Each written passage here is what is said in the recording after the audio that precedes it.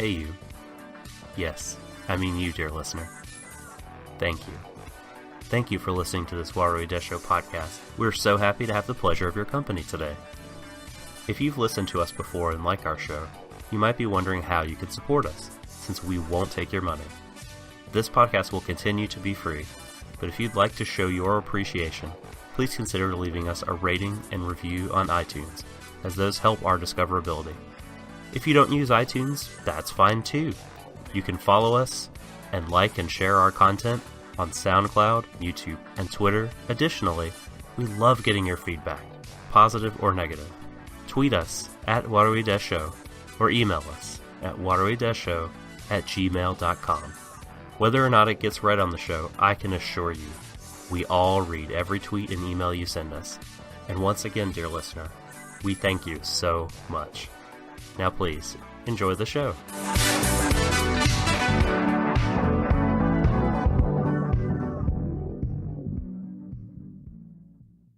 Warui Deshou. So darling, darling, Papa don't preach, I'm in Jody. Papa don't preach, I'm in Luther Street.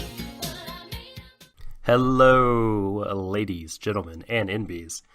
Welcome to Stream of Thought, Warui Deshou's episodic blog where we talk about currently airing stuff. This particular season, we're talking about Darling in the Franxx. Le Franxx, oui, mon garçon, le Franxx. Je ne comprends pas français. I do not understand French.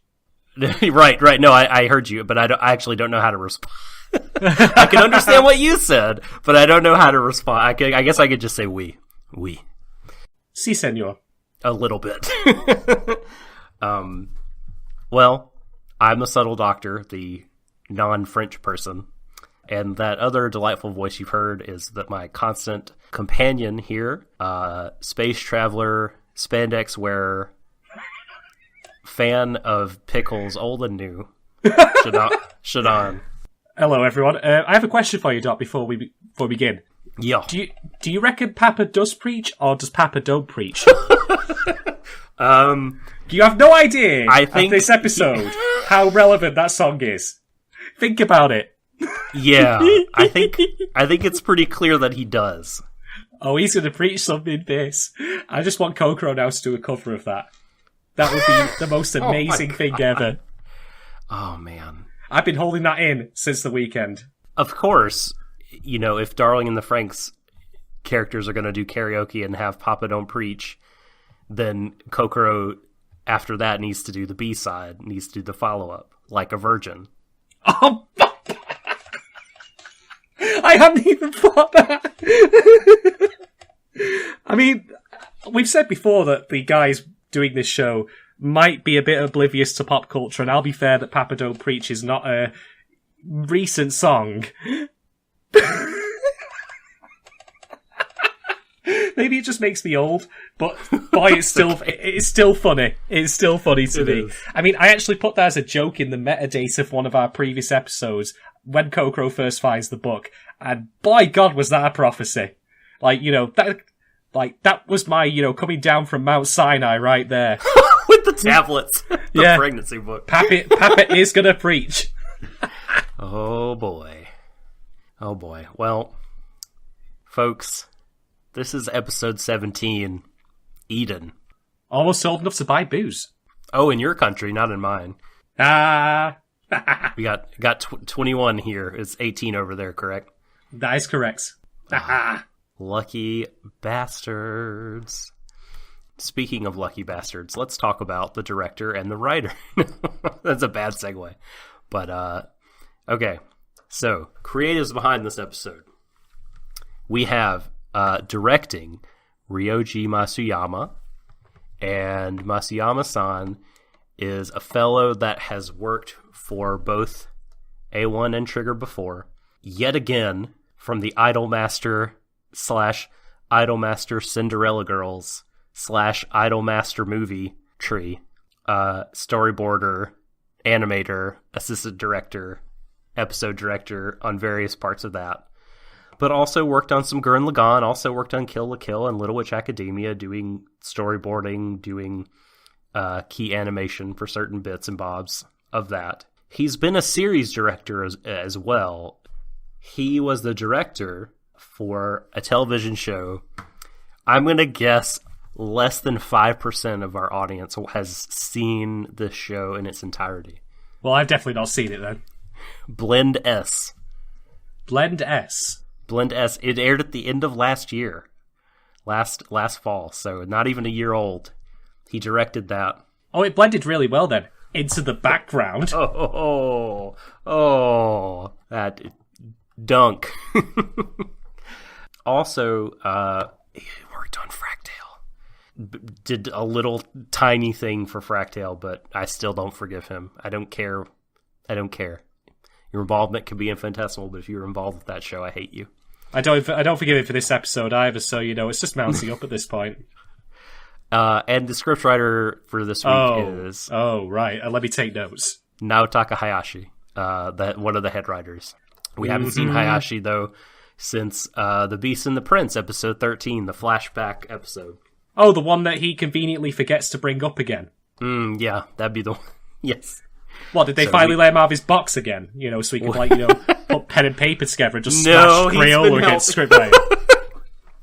He's been helping Rino Yamazaki and Hiroshi Seko write episodes since then.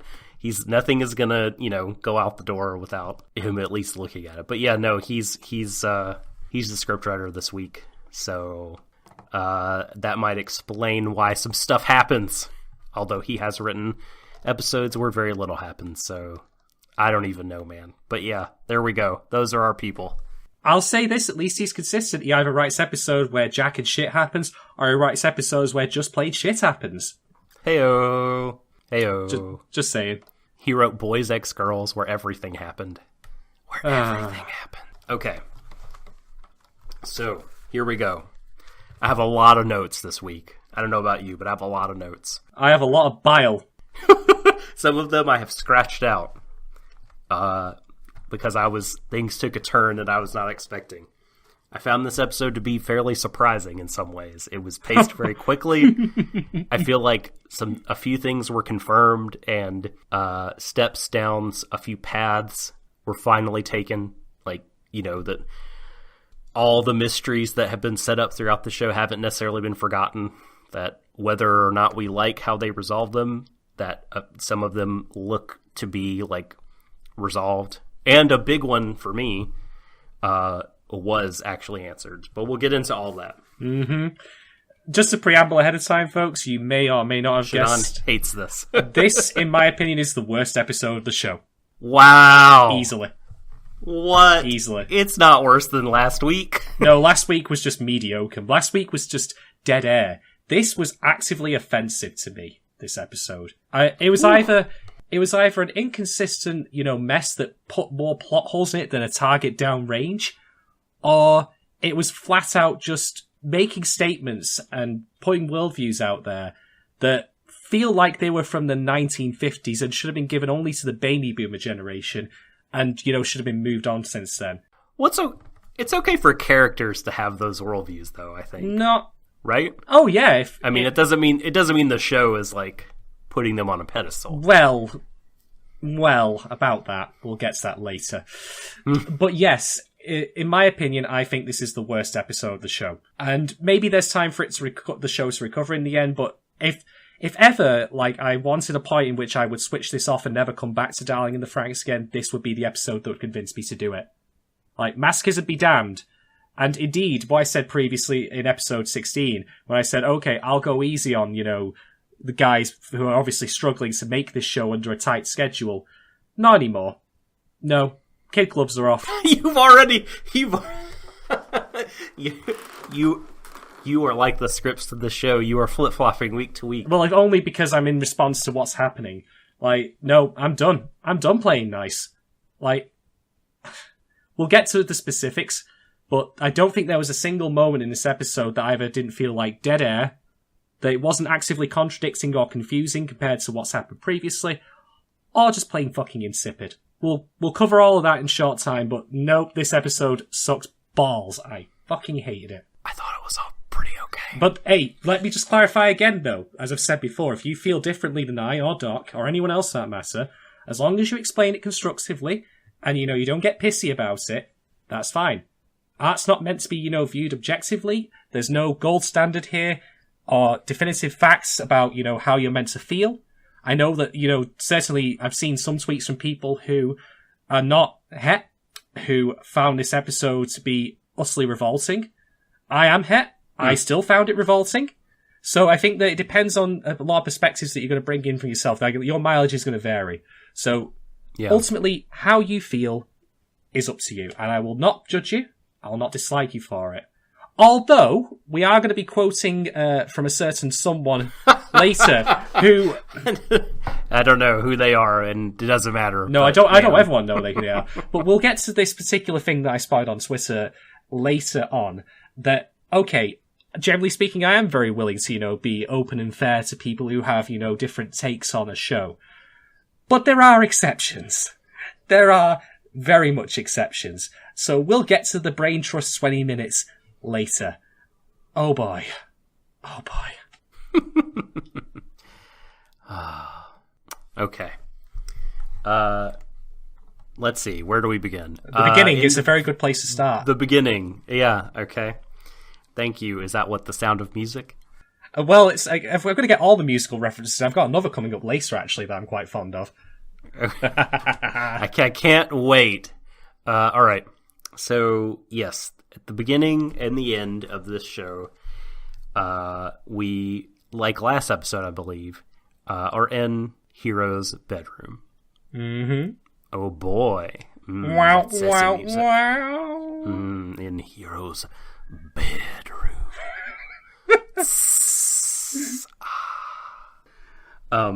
Yeah, and 02 is talking about how everything ends, that nothing lasts forever, and so... Just like this show, thank fuck for that. Yeah, right. That's what I was thinking the whole time. It's like, some people are probably happy that this is coming to an end.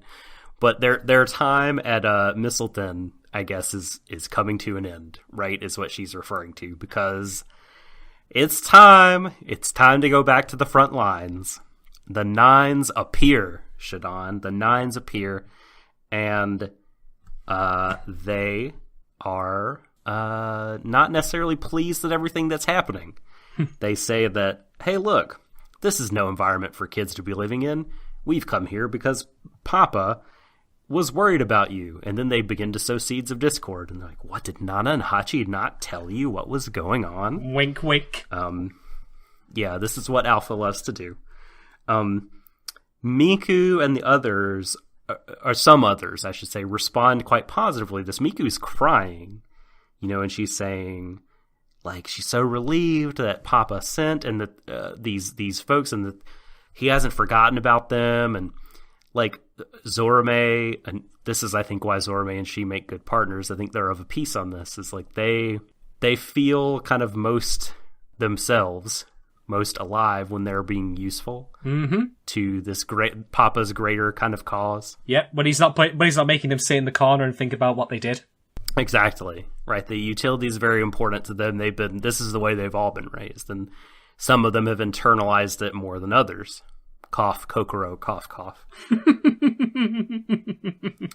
There are other ways to live your life other than be useful to something. Oh boy, ain't that the truth? Yeah. What is that evil laughter? It's God. just me thinking about this episode and how I just want to set it on fire. So what we get to later, I feel like, is kind of you like to you introduced me to this notion of counter narratives, and I feel like Kokoro's stance is a bit of a counter narrative in a way to this idea of the essence of what we are as child soldiers. Like the way we need to live our life is to be useful to Papa, is to pilot robots, is to be machines of war. And she ends up saying, no, there are other ways. No, there's another way. There's another way. Just singular. Now, that's not saying that Kokoro knows of other ways and is just being selective, but she just knows of the one. I'm being pedantic here because I hate the show. Yes. Well, I think she says, like, maybe there's another way, right? And again, then this is not her saying your way of life is bad. People who love utility. I think she's just saying there's another way. Mm-hmm. So, but we'll get to all this. Yes, we will. So there's a scene, by the way. Is it between Alpha and 02? Oh boy! Before that? Oh boy! That's the next thing I have. Yes, please lead into that, Doc. I'm rubbing my hands because this is one of the things I hated about this episode, this particular scene. My hands are warming. I hate it. It makes you hate 9 or Alpha. No, it makes me hate Alpha. It does, but there's something else I don't like about it. Which, do you want to explain what happens in the scene, or shall I? Well, so what I have is that Alpha is asking her, "How long are you going to keep pretending to be human?" Right? Mm-hmm. You know, you're different from them. We're different. You know, you are not one of them. And he calls her Yoda, and she says, yes, how feel you? No, she says... It wasn't... I mean, take that. Get it, Yoda! Oh my... Yoda! God. Yoda! Grant the Thief, from what are Star you doing Wars. here? That was a Grant level pun. I mean, shout-outs to Grant, because his puns are need to be banned at the UN.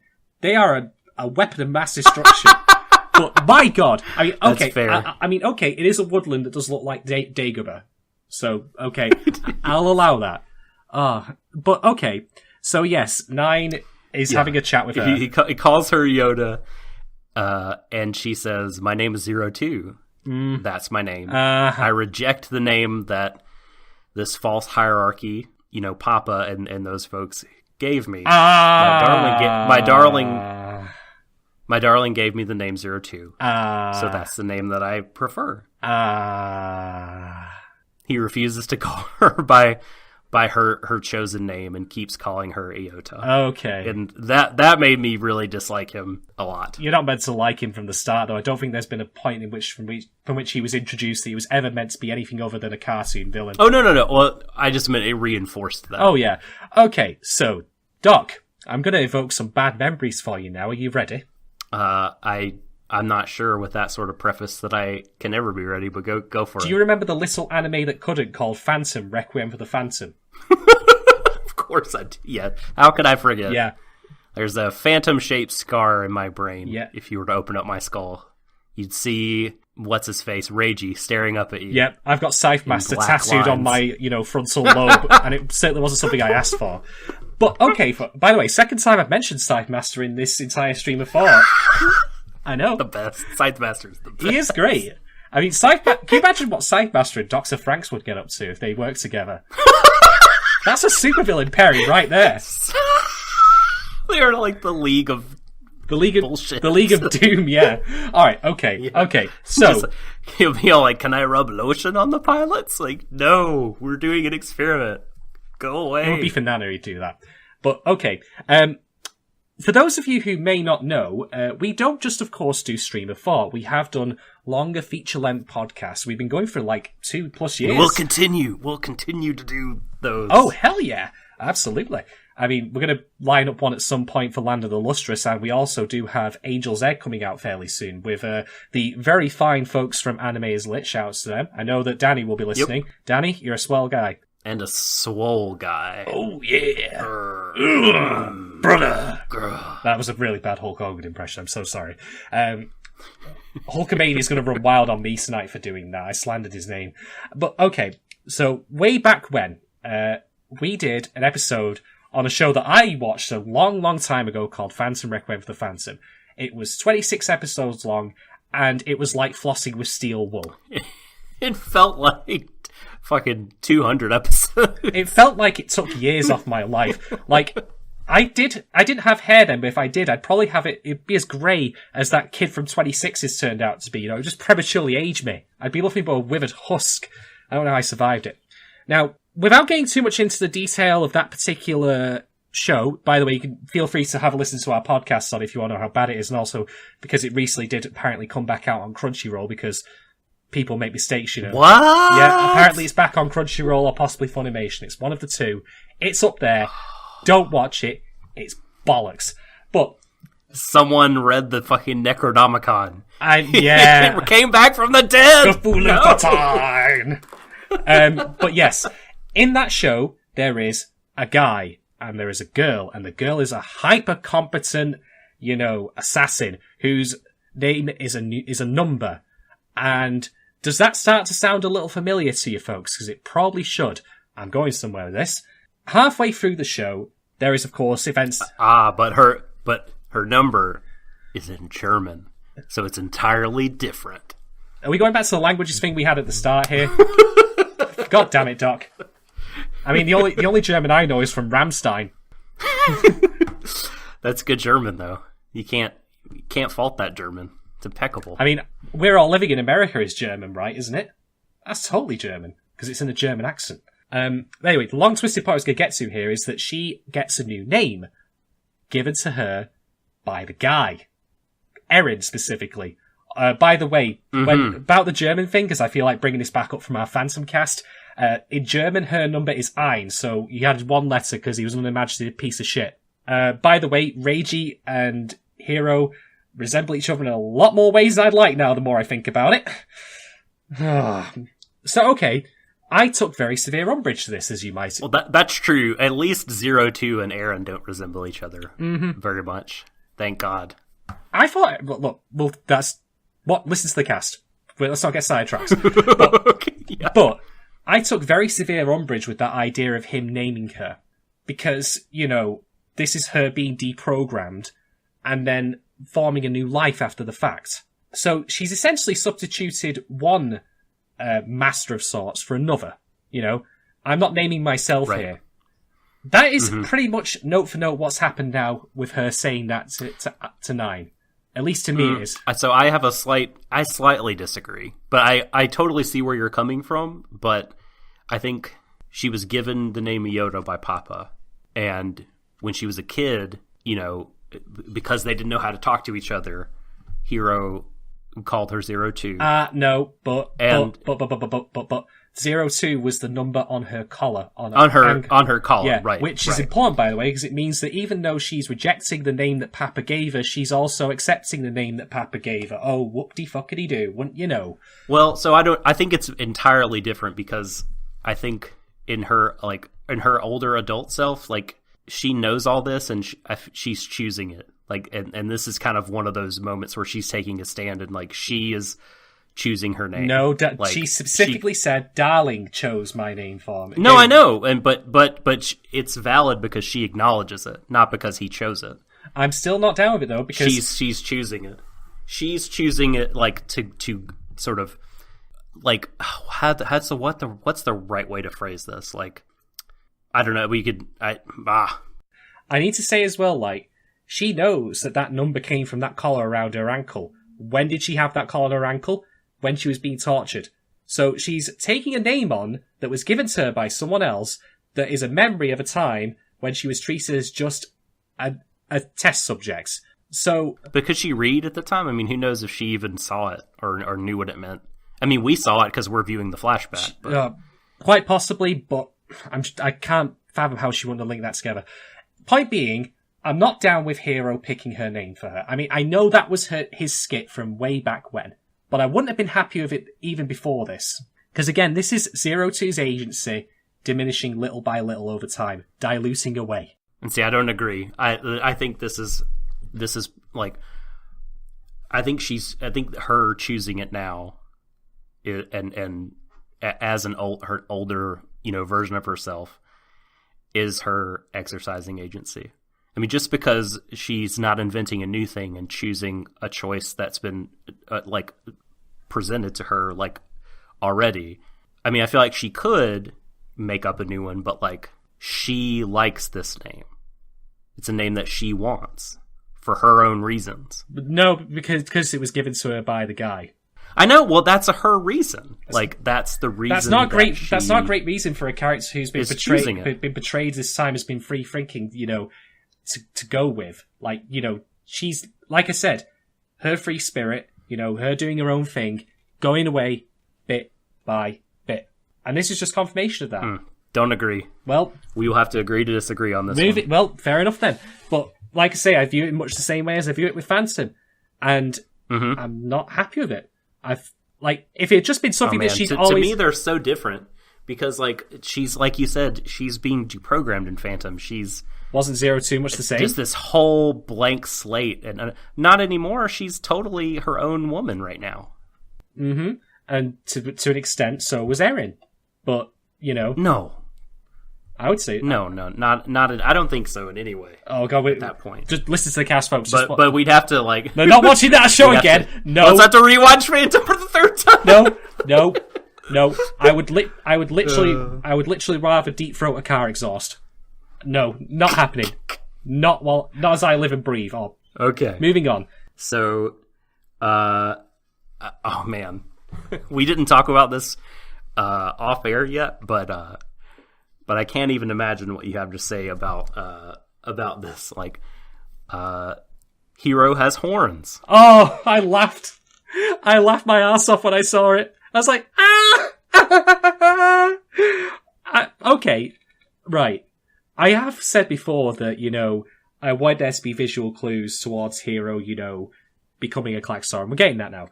I have one small minor question, though, which is that not really painful for him? Like, for the protrusions under his skin, they've not broken through yet. That should really fucking hurt.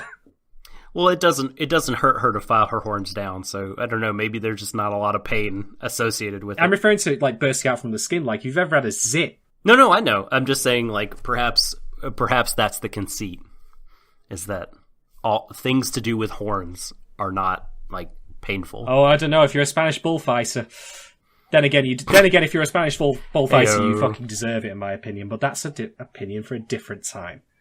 Anyway, this scene, by the way, which this happens, is, you know, it's all very sweet and all that. But at this point, I've kind of written off Hero as being a likable character or an individual, so I don't care. But what I did find amusing is that two things.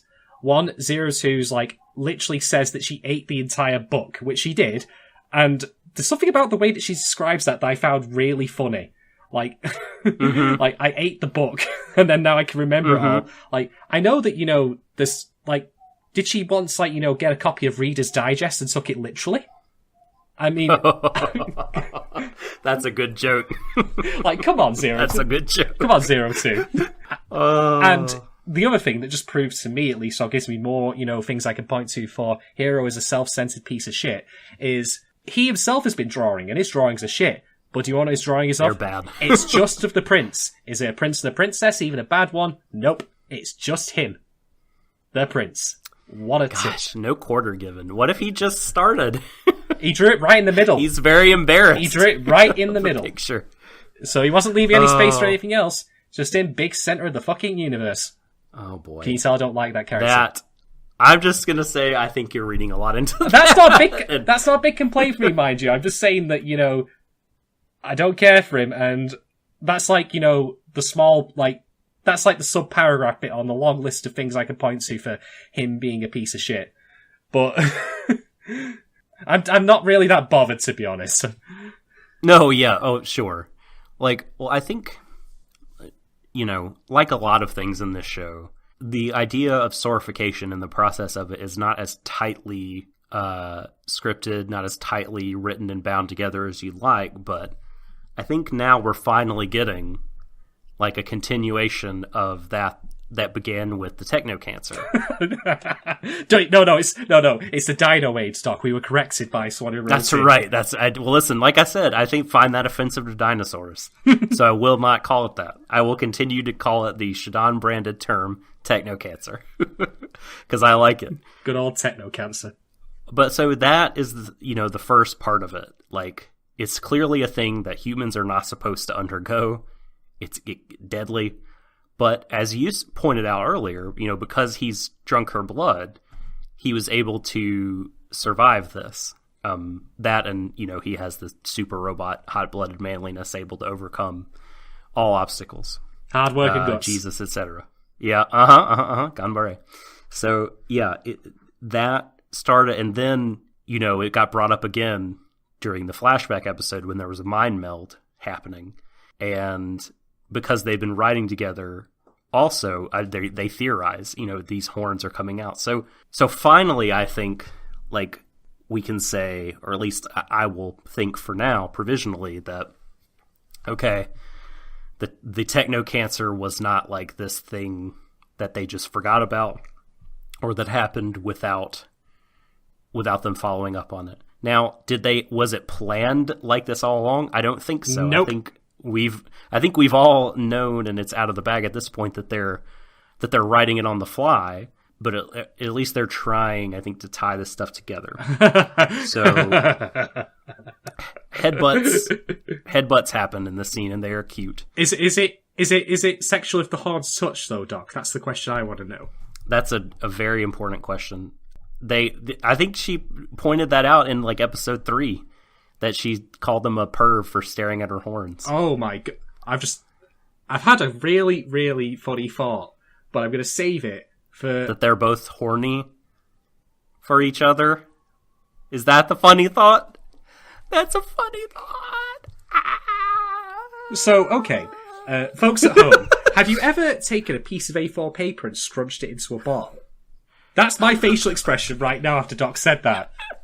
Like, oh my god. No, I'm not going to tell you what it is right now because it'll be relevant later when we get certain facts about 02 revealed to us at the end.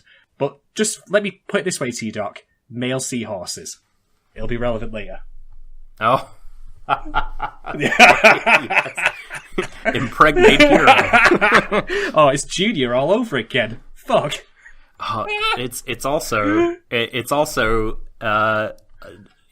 look, this show has some terms from Norse mythology, and there's a very famous story in Norse mythology in which the man, the half god, half giant, Loki, gets pregnant. Wait.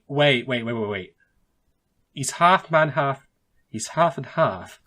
He's the god of trickery because he's Oh my god, that was like the universe brain moment right fucking there. Holy shit. Like, you literally said Loki, and I thought, right, he's half one thing, half another, and that's what Hero is right now. Loki was the god of trickery.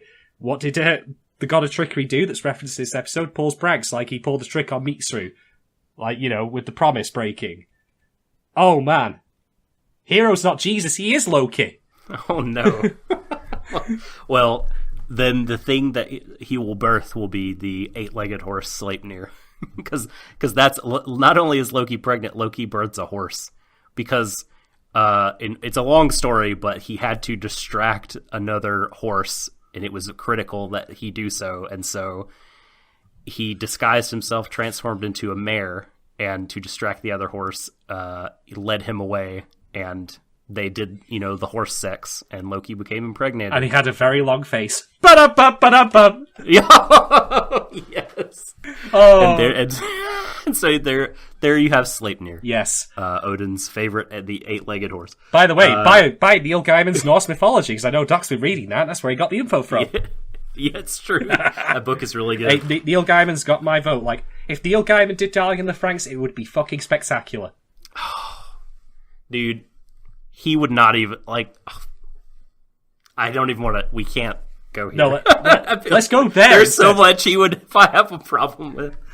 Okay. I'm not saying he would retool it from the ground up, but I've... Yes, exactly. You'd be like, please. Look, Trigger, we got to completely go back to square one here. And sorry, A1. Everything bad about the show is A1's fault. Yeah. Everything good is Trigger's. That's how it goes. Yeah. I mean, you seen this shit? It's called Coraline. It was pretty good. I'm going to do my own fucking similar thing with this show. Alright, so let's just jump out a bit. By the way, again, 02, photographic memory, able to reproduce these pictures from... Holy crap. Like... What was she doing? Watching Bob Ross? I guess she's naturally gifted? I don't know. It's hard. Yeah, I mean... before I forget... Perhaps she read in the library how to draw? Who can say? But she's good at everything. So, who can say? I mean, she's good at basketball. It's true.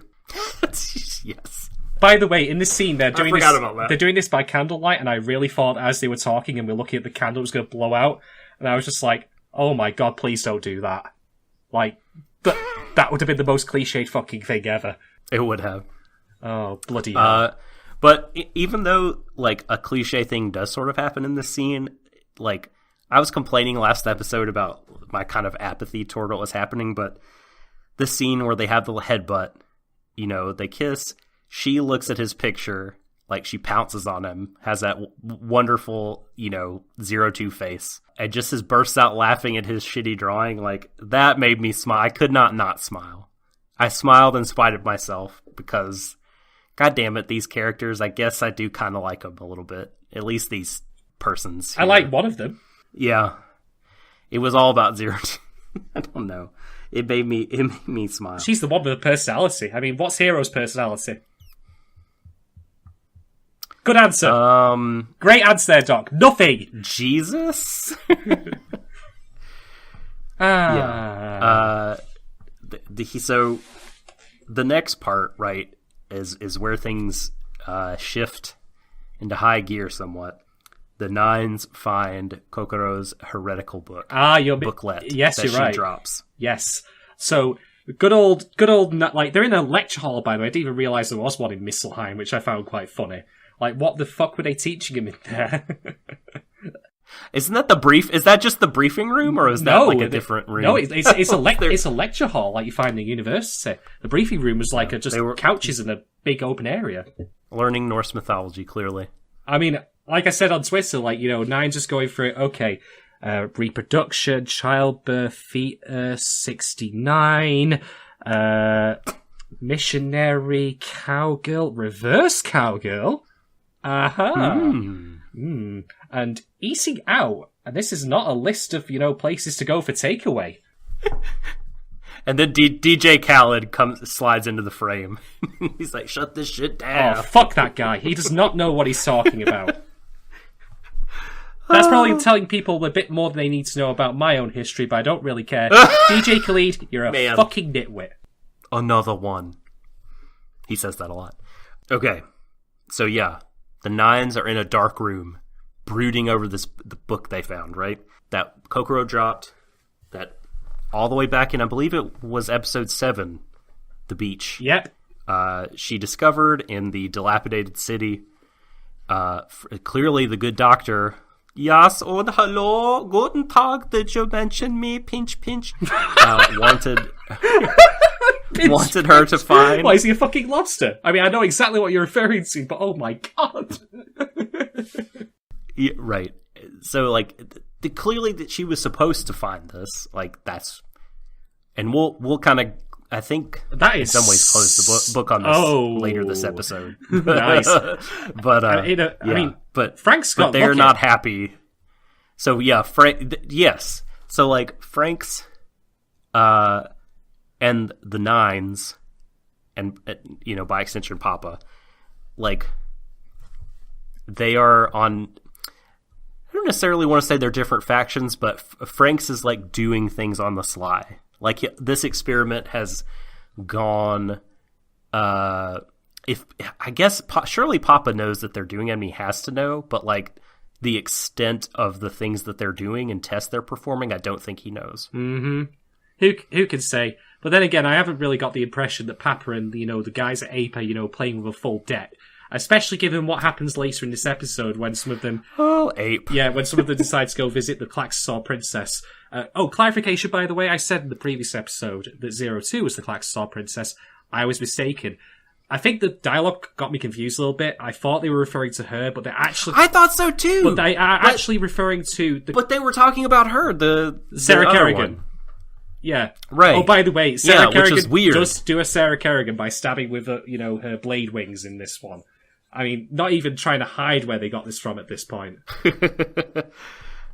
She has her dual serpents, her cobras, which I found interesting given the fact that, the hoods on the suits of the Squad 13 people resemble cobras also. Mm-hmm. Just some, I don't even know if that means anything, but that's just some interesting imagery. We'll get to that scene a bit, 'cause there's a couple of things I want to say about it. Some of which were funny and some of which just really, really annoyed me. But anyway. Top 5 snakes, the Cobra. Cobra is easily number 1. Cobra Commander. That's what she is. G.I. Joe! I wish I could do a Cobra Commander voice. It's brutal. It would just destroy one's throat to even try, but what a great voice. I'll give it a try at some point. I reckon I could do a decent job of it. I'll blow up the ocean! That's a bad one. That's real bad. Look, okay. It needs work, right? It needs work. Yeah, needs workshopping. Okay, let's see, where are we? Oh yeah, the greenhouse, and things do get steamy in greenhouses, don't they? Oh, yes. Oh boy! Yeah, oh, yeah. So they're, Mitsuru and Kokoro are together in the greenhouse again, and she's, once again, she's brushing his hair. Because he can't do that It's a regular himself. thing, I guess. Listen, No, I'm joking. if your girlfriend will brush your hair... I know, I'm taking the mic. I mean, that can't happen with me, though. Oh, well, your beard.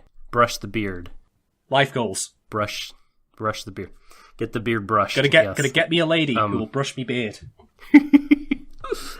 Okay, yeah, so she, asks him, like, when we get rescued, will our time together end? Right? Because I guess the greenhouse, like, as a place kind of represents their relationship. Like, they've been meeting up there since before they really had a thing, and it's their special place, and they're going to lose that. Like, the idea, I guess, is that they will be rescued from Mistleton, and that the greenhouse will be not a part of their life anymore. So will our time together end?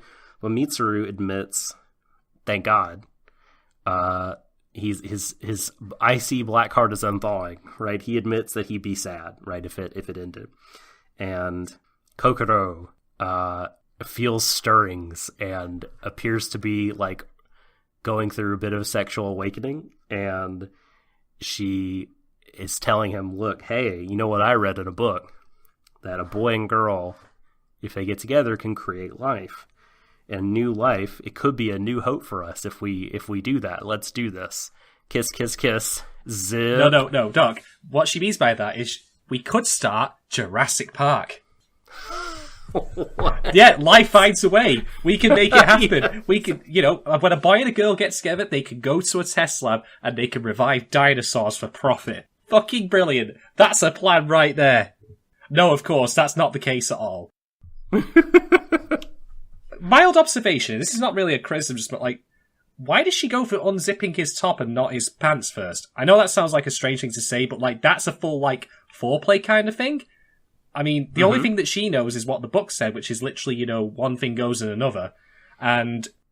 Well, let me ask you this. How much thinking are you doing in cases like that? I don't know. It feels like it's written like she's got the full, like, societal experience that we would have about how sex goes, like, and foreplay. Right. Well, it doesn't. What starts her down that path, though, is like she puts her hand on his back and his shoulder and his pec and says, like, your body feels differently. Like, mine is soft, but yours feels sturdy. Like, and I don't know. It wants to get more of a feel. Honestly, I'm not. It's just an observation more than anything else. I just thought it seems like it's written a bit too much with the, knowledge of the writers not being divorced from the knowledge that they... that's fair. Well, I think it might be a constraint of television. Yeah, right?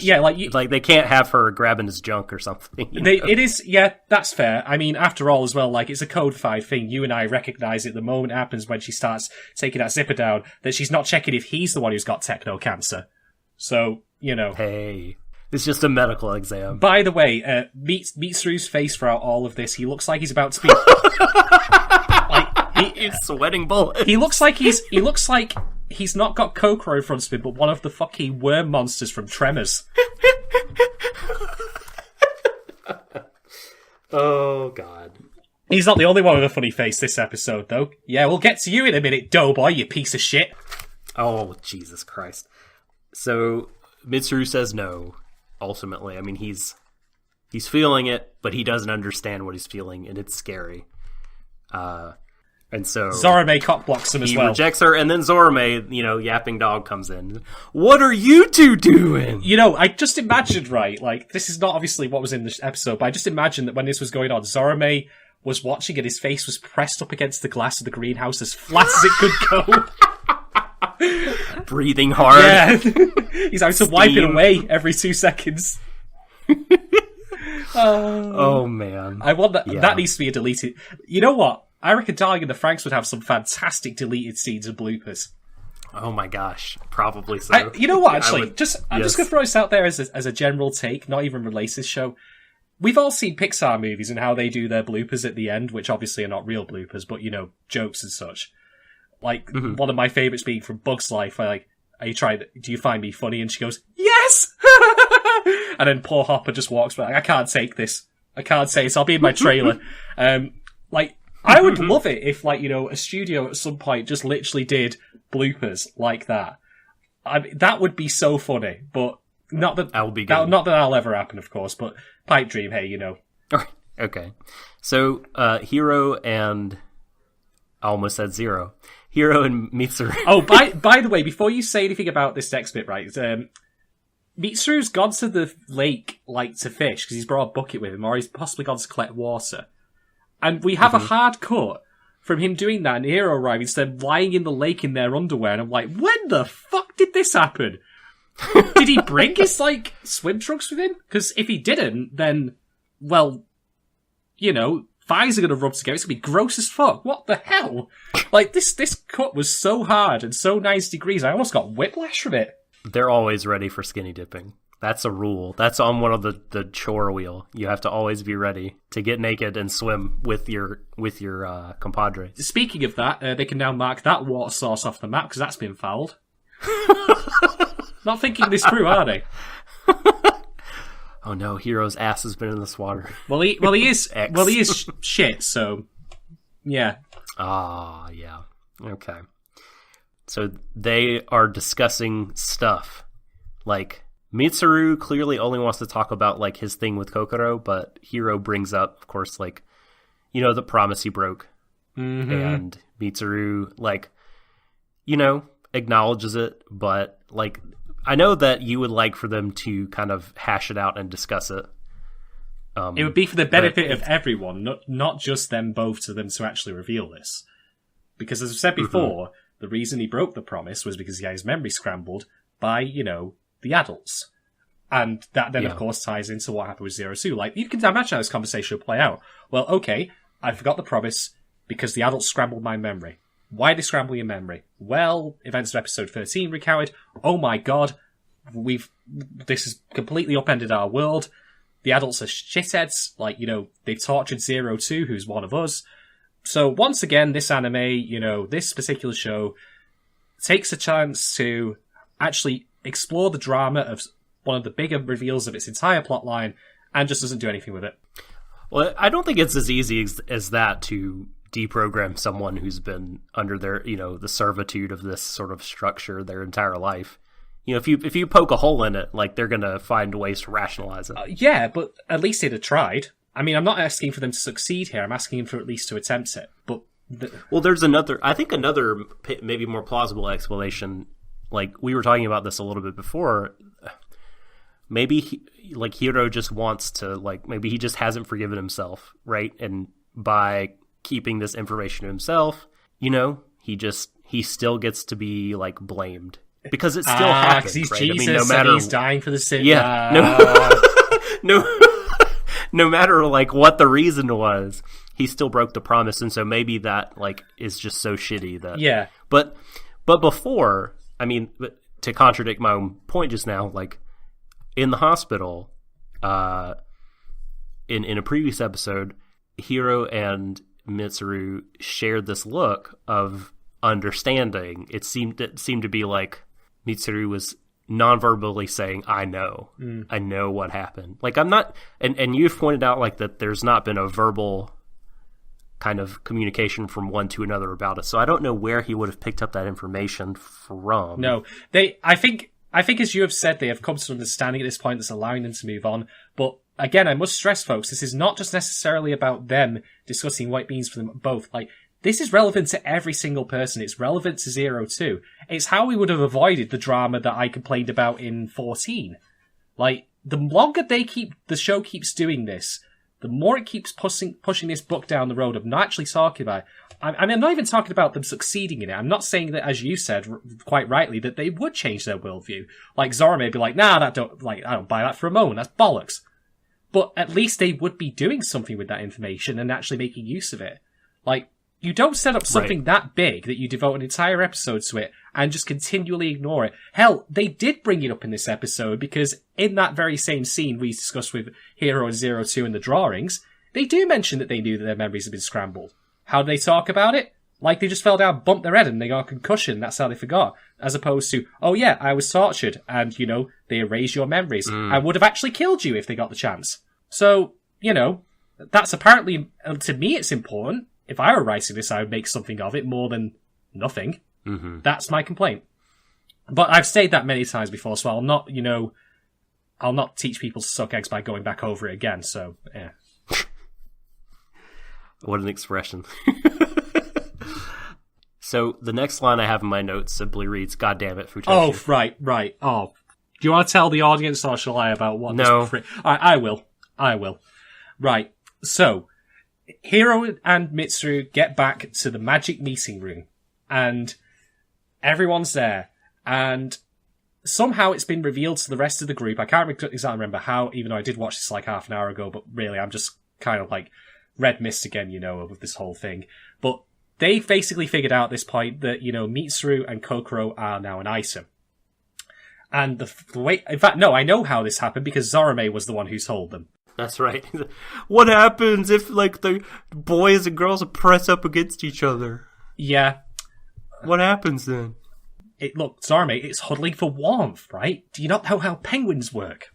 God, man. I'm my imitation of Zorome may suggest derision, but I genuinely like the character a lot. But yeah, no, he is just sort of clueless about all this. Zorome's gonna Zorome. I mean, it is consistent with him. He was the one who said, wait, what's kissing, Hiro? Let us kiss. Mm-hmm. Let us kiss. In the one really funny moment of the episode, just because of his facial expression. This is also why, again, I'm very sad we didn't get to see him pressing his face against the glass. That, I think, would have been amazing. But, okay, Zorome is, because he's a fucking gossip, has told everyone. Now, in this scene, as this discussion is happening, I'm actually looking at the still frame of it right now. We've got a long shot of the room. Zorome's on the right. The girls are all sat in the middle. Goro's just kind of there, thinking he's too fucking good for this show, and I'd agree with that. We've got Hiro and Mitsuru's heads, and in the left is quivering, gibbering sack of shit himself, Futoshi. Futoshi grabs Mitsuru by the neck and shakes him and goes, "Did you kiss?" And then, after that, he says, while he's kind of half bawling, shaking, "No! My Kokoro!" My Kokoro. Which, the only way that him saying that would have been acceptable to me was if he was doing a cover of My Sharona, but just replacing that with Kokoro. But he didn't even do that. Alright. Okay, let's talk about this a little bit. I mean, it being bad is obvious. This does not even need to be stated. But let me just say, in context of how I've reacted to Futoshi previously, I did kind of go to bat for him a little bit in episode 11. Now, I'll grant you, my perspective was I thought both he and Kokoro were in the wrong, and if nothing else, they're both consistent for their inability to properly talk or articulate, or at least in Futoshi's case, being a creepy fuck. So I did go to bat for him a little bit previously, but I did also, admit that he was a creeper. And it seemed to me from that one time, afterwards, that he and Kokoro had kind of come to understanding, they're like, "Hey, how you doing?" Yeah. No. Didn't they have a moment in the mechs as well where they when they saved each other, or they were watching each other's backs or something, and it was oh, they can coexist now. Yeah, they kind. We don't have to go through this bullshit. Yeah, they did. So I, went to bat for him. No more. If Futoshi ends up as roadkill in this show, if he's the one who does die, you will not hear me shed a tear. Good riddance to bad rubbish. I have nothing that I particularly want, to say in his defense. I can't defend it. Whatever you might think about Kokoro, and Lord knows I've thought plenty about her actions, both in this episode and in previous. She is very drastically declined in my estimations for a variety of reasons. She does not belong to anyone, much as 02 doesn't, funnily enough. So, Futoshi, no. Shut the fuck up. And you know what the problem with this, that's just me reacting viscerally to this character. But here's the problem with this, right? This is played as a joke. This is played for comedy based on the music that plays of it. No. This is not funny. Okay, culture and all that. Maybe this is funny in Japan. Oh, it's... The fat guy being a loser. The fat guy being a loser who covets after a girl. Yeah. No. That it's a miss. That's a whole miss for me. Shit. Just another, another piece in the litany of shit that is this episode, in my opinion. Yeah, not. Oh, it's not often I get to use the word litany, so kudos to it for that, if nothing else. Hey, there you go. Define Catholic word litany. But no, look, Futoshi, I wish he was better. I wish that they did better by him. He doesn't need to be in this show. Yeah. He flat out does not need to be in here at all. He is a superfluous character. Just, no. Yeah. Why is he here? And even last episode, I felt like, okay, the whole thing about him being sick and like him being like, well, no, actually, like, I'm not just like doing this for diet's sake. Like, I'm really sick. I don't know. I thought they were like going somewhere better, but they returned to this and it was not great. So hopefully they will now stay away from it now that Kokoro and Mitsuru are more tightly bound together than ever by the end of this one. Oh, for sure they are. Ho, ho, ho. Now. Can I say something before we get into this next scene? Yeah. This is actually an open request to our audience here. Now, here's the thing, right? I'm going to throw out there, I'm het, I'm cis. Doc is het, Doc is cis as well. Am I right? I'm not wrong on that front, am I? Nope. Nope. As far as I know, no. No. You know, our books are not closed until they are, but provisionally that is true. Mm-hmm. Okay, so here's the thing, folks, right? We've done a podcast on a video game in which we discussed a depiction of LGBTQ plus character, or supposedly one. And I think that, you know, for people like me and Doc who are het, who are cis, I mean, Jesus Christ, I'm also white and bald, so I'm literally one involuntary arm gesture away from being a white supremacist.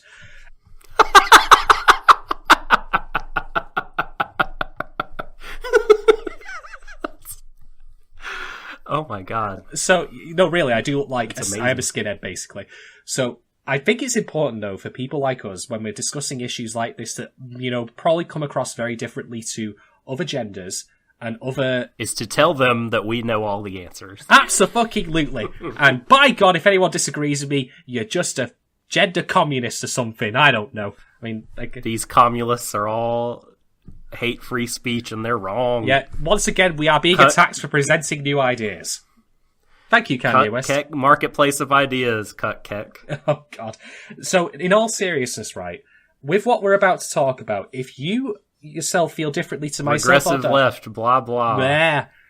Kill me. I know. But if you feel differently to either me or Doc, and me and Doc even feel differently on this scene, I actually want you to tell us about it. I want to be educated by people who... Because I know that I've seen some people who find that what happens in this episode incredibly offensive. People who are women, people who are not cis, who are not het, and I want to be educated. Like, I said way back earlier in the show when I kind of misunderstood, like, the whole thing about Kuno and Mitsuru, like, I want to be better. I want to learn. And I've sure got opinions about what happens in this, but I want to hear opinions from other people, particularly the people who probably do fight. Because let's put it this way, this show is meant to be flattering to guys who are het and who are cis.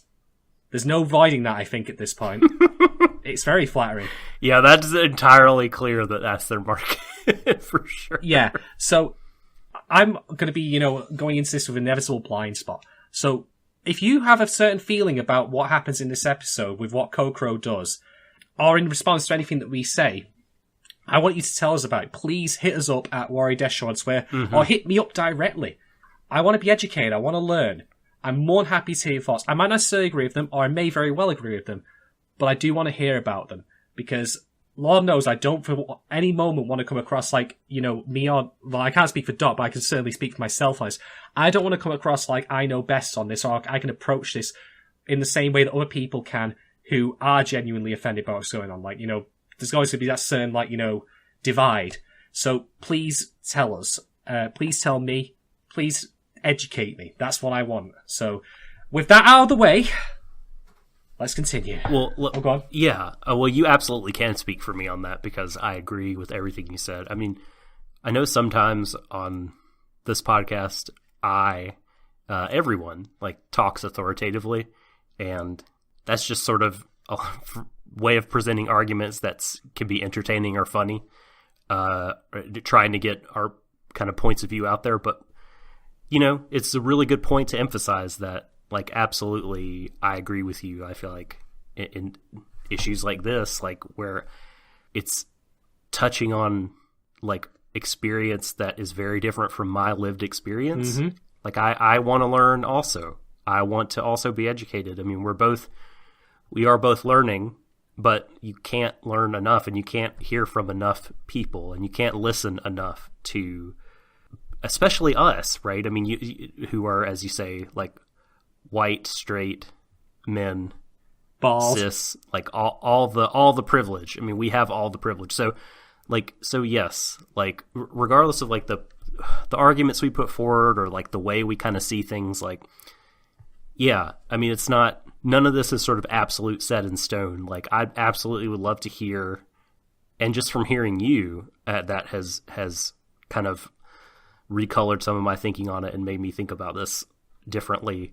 But I'd love to hear from other people as well, because, yeah, I mean, the things that we're going to talk about, like, we could see differently if given the context. Yeah.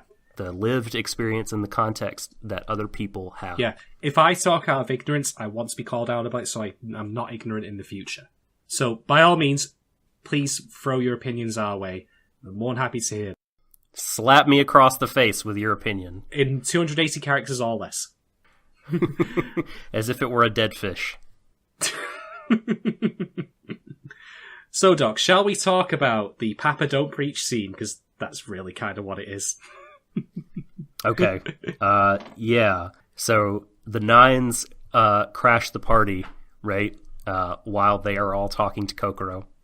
They being Squad 13. Mm-hmm. The Nines show up and say, "Hey there, you had this book, and you're not supposed to have it. I wonder where you got it. It's not here. Papa doesn't teach this horse shit, and you wouldn't have found it at any educational facility on any of the plantations, so what gives?" Can I just ask, by the way, did you, like, there's a moment when Alpha has the book in his hand and he's smiling and he waves it across his face, and then he's suddenly scowling. I initially thought, that's cool, and then I thought, wait, did he practice that? Has he done that in a mirror? Like, that's a standard dad trick when you have babies. That's amazing. Is to hold up a book, and then when you lower it, have a different facial expression, and then do it a bunch of times and have different facial. It gets them every time if you have tiny babies. I mean, I just thought, wow, like, what next? Is he going to start doing card tricks? Is he a stage magician? Like, no, this is. He's going to be like, and this is the elevator, and he's going to walk behind the couch and like, disappear. And this is me catching a bullet in my teeth. So, like, Kokoro drops the bomb, right, and says that she wants a baby. She wants to have a baby, and she's been thinking about it for a while. Yep, we know that for a fact. We've seen her, like, nursing the doll that she's got, for example. Mm-hmm. You know, like, even before she found the book, like, so a lot of times, I guess, in TV shows, like, they have to use shorthand to communicate to you kind of deeper insights about a person. They have to do it in a way that is a little bit cheating, I guess. But Kokoro has been depicted since basically the beginning of the show as being quite motherly, very nurturing. She is often seen looking after Miku. They sleep together sometimes. Sometimes she lays her head on her. Like you said, the doll, she is the one that takes care of the plants.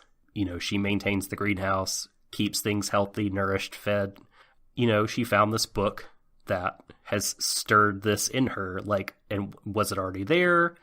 I'm sure, because as we'll come to find out, like, these kids still have their emotions and reproductive organs. So they are all, and it's been said that the squad is all in puberty at the same time, and this is the first squad to be that way. So that's where she is emotionally and physically. Wait. I've just had a thought.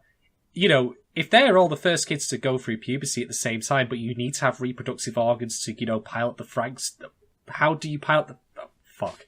Well, you can have reproductive organs but not be in puberty. Well, I mean, the boobs, particularly. Like, they don't come out until puberty hits. I mean, we discussed this before when they said they were going through it, but I'm like, you do realise that, the girls are fairly fully featured. So, I don't know, whatever. I don't know. Girls are scary. Don't ask me these questions. Fox, I don't know. It's not been consistent before. It's certainly not consistent now. So whatever. And hey, look. You know what? Never mind. I won't say anything bad about the scriptwriters and directors. I'll take it back. Never mind. No, that's my job on this podcast, Doc. Yeah, don't be taking away my responsibilities. Like, was it Futoshi or Zorome who says, like, didn't Papa create us? It was probably... Because Kokoro was talking about, yeah. like, this is, you know, we can make babies. Like, humans have the ability to reproduce, and this is how... and this is sort of, I think, she kind of overplays her hand and overstates her argument here to sort of proof that, like, she doesn't have the whole picture. She's like, this is how everything perpetuates itself. Like, all living things, like, reproduce in this way. Which, you know, we know some things reproduce asexually and on and on. Oh, she says, this is why, like, there are boys and there are girls. So that, like, you know, the different sets of organs can come together and you make children. Like, that's why that there are two biological sexes. And then Alpha then says that the only purpose for having reproductive organs is like, you're wrong, Kokoro. Like, the reason that you have them isn't to reproduce, even though they're called reproductive organs. Yeah. The only the reason you have them. Oh my god. The reason you have reproductive organs is, in fact, to pilot the Franxx. Why? And you know what? That is an excellent question. Why? That is an excellent, like, how, like, what's happening there? Like, what is the link exactly? How does it work? What are the mechanics? Like, these are the things I would like to know. About the best explanation I can give is that that's not genuinely the case. Yeah. I mean, it's probably much the same as everything else that Alpha is spitting out here, in that it's all, you know, nonsense. But I suppose one could then make an argument that maybe that they need to have the reproductive organs in place because all of the Franxx are female, and of course have... I mean, why Strelitzia has boobs is beyond me unless they have serve an actual technical purpose. But then because the women are piloting the, you know, the consciousness in it, maybe it's like a body morphia thing. I'm really projecting super hard here. But in that case, why even build them to look like that in the first place? Like, you know, this is like pulling at the end of like a piece of cloth that's got a little thread on it. The more you pull, the more it unravels, and you're like, oh shit. Well, I best go down to the local haberdashery, hadn't I? So, I don't know. Why it's a thing is beyond me, but I will say ahead of time, Alpha is not the only one to think this, as it turns out, but we'll get to that soon enough. Yeah, so there's a point before that, like, where I think Kokoro is still talking, or the main person talking, and, you know, she's just saying, like, look, up until now, we've thought our purpose in life has been to pilot the Franxx, and this is what I talked about at the beginning of the episode, right, that Zorome and Miku their sense of self is very bound up with, you know, fighting in a robot to protect the plantation and protect Papa and his interests. And she's like, that's not necessarily true. I think she says that might not be true. Actually, our purpose in life, like, you can make your purpose to perpetuate the species, right? To carry and nurture new life for the future, and she says something like that would make her very happy. And then that's when 9 says, you are disgusting. And he's got, like, this look on his face, this fucking troll face look on his face. You're right. And he says, like, so I don't want to necessarily run down everything he says. If we want to, like, chop up the dialogue, we can later, but my thinking is, like, he believes that reproductive functionality and gender are tied very, very tightly together. In other words, biology and gender, like, have this necessary connection. You know, if you biologically have, like, your reproductive purpose, like, is, you know, to have the penis, then gender-wise, you have to kind of conform to that male gender.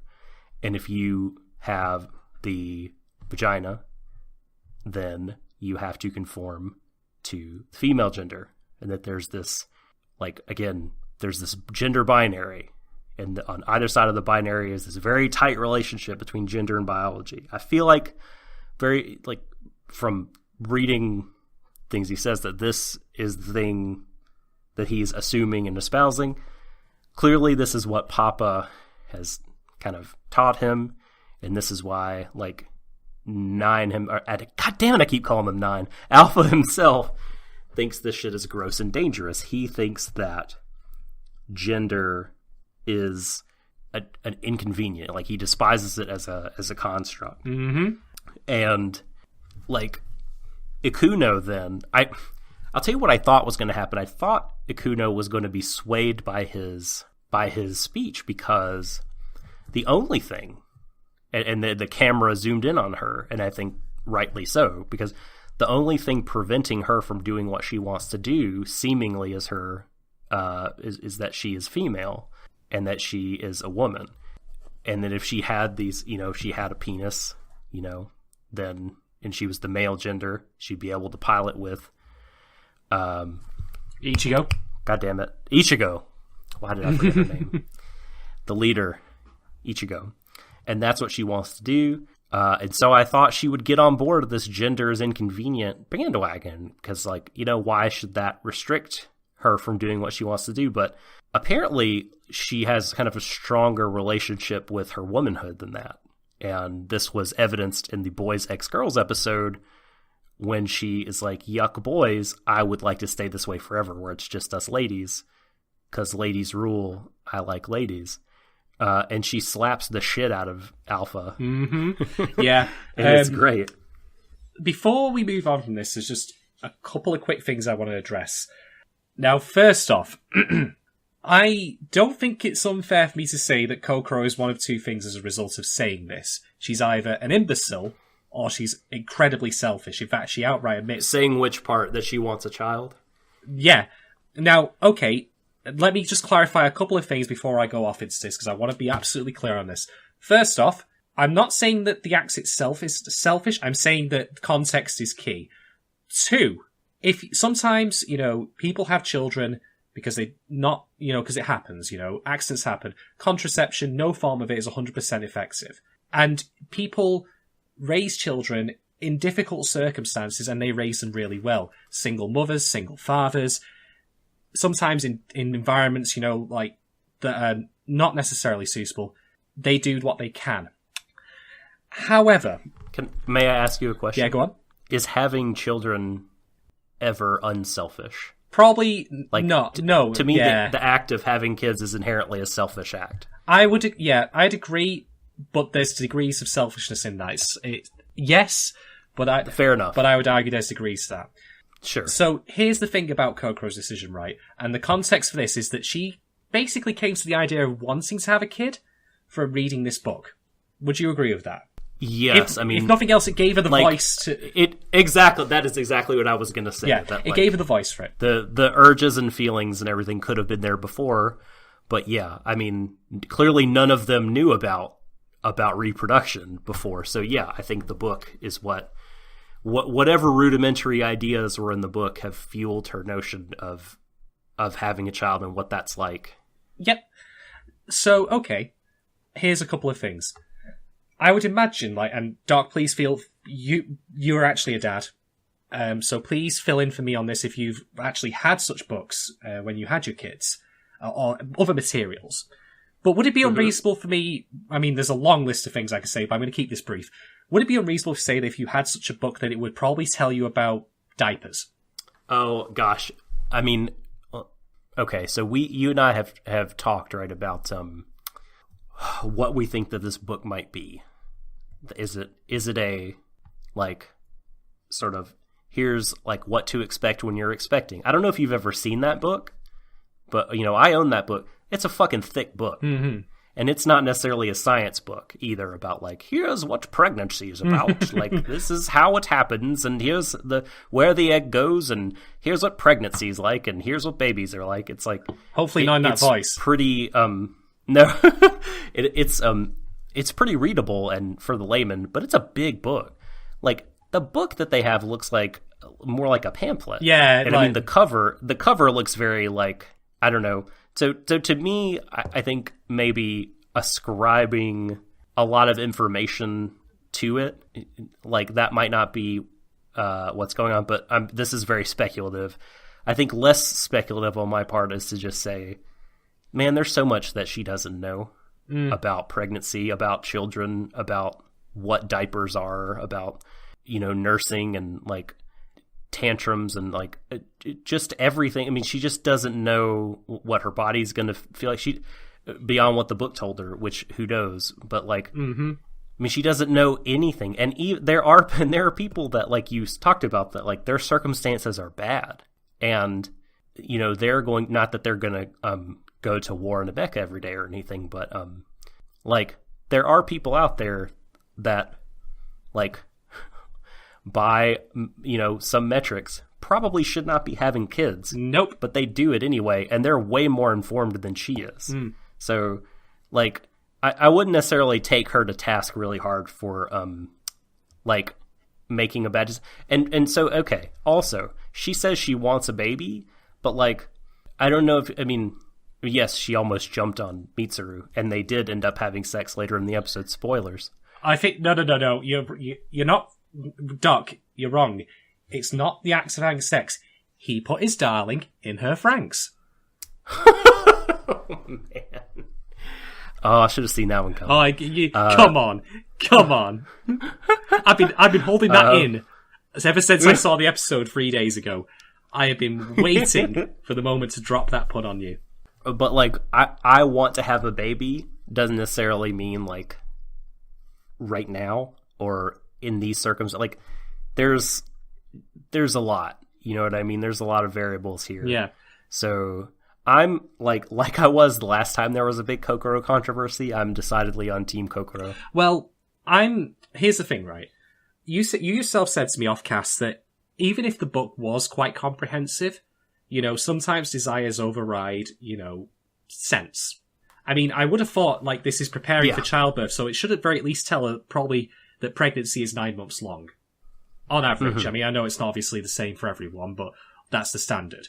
And given that, they have been discussing at length about how their environment can't hold out, even assuming they were going to start, like, getting baby supplies in somehow from the airdrops or whatever, like, I again... And is the book called What's Best for Your Baby? Like, preparing. Maybe it's not even about... I think it says preparing for childbirth, what's best for your baby. Oh, I thought it was... Okay. Yeah, preparing for... Okay. Yeah, I mean, maybe it's just about, like, here's, like, the kind of bed they need. Here's some they need these diapers. Here's, like, some toys. Mm-hmm. Like, who knows? Like, it could be... We just have no idea what's in it, so... Yeah. I don't know. Yeah. I've already made this point. I apologize. No, that's fine. So... I'm not against the idea of, funnily enough, making her out to be either an idiot or selfish. I mean, God knows there have been plenty of shows, plenty of works of fiction that I've read, that I've watched, that aren't even from Japan, of people doing silly things. Like, I mean, I spent a long time on Twitter discussing at length how many things, how many ways this is a bad idea given their current context. Again, I must stress, sometimes, pregnancy happens and you don't expect it, and you make the best of it regardless. And that's great. And people do raise kids well despite difficult circumstances. So I'm not, yes. I'm really don't want to come across like I'm calling people out for that. That's not right. It's not fair. But I'm just curious, and this is, I suppose, not really a criticism of the episode, but just more me thinking to the long game. What is the point of this? Like, because the only points I can see on a character level are to make Kokoro look stupid or to make her look selfish. Well, I mean, it's, the whole show, at least we thought, right? I mean, was about sex and sexuality, and it seems like this is like a logical kind of extension of that in some ways. Yeah, but it's making her out to be an idiot or selfish. I don't agree. Well, I mean, and like, I think the act of having kids, unless you're like, in one, like, a super oppressive society that's like, have kids for the motherland. All right, I'm genuinely surprised that actually isn't it the plot of this.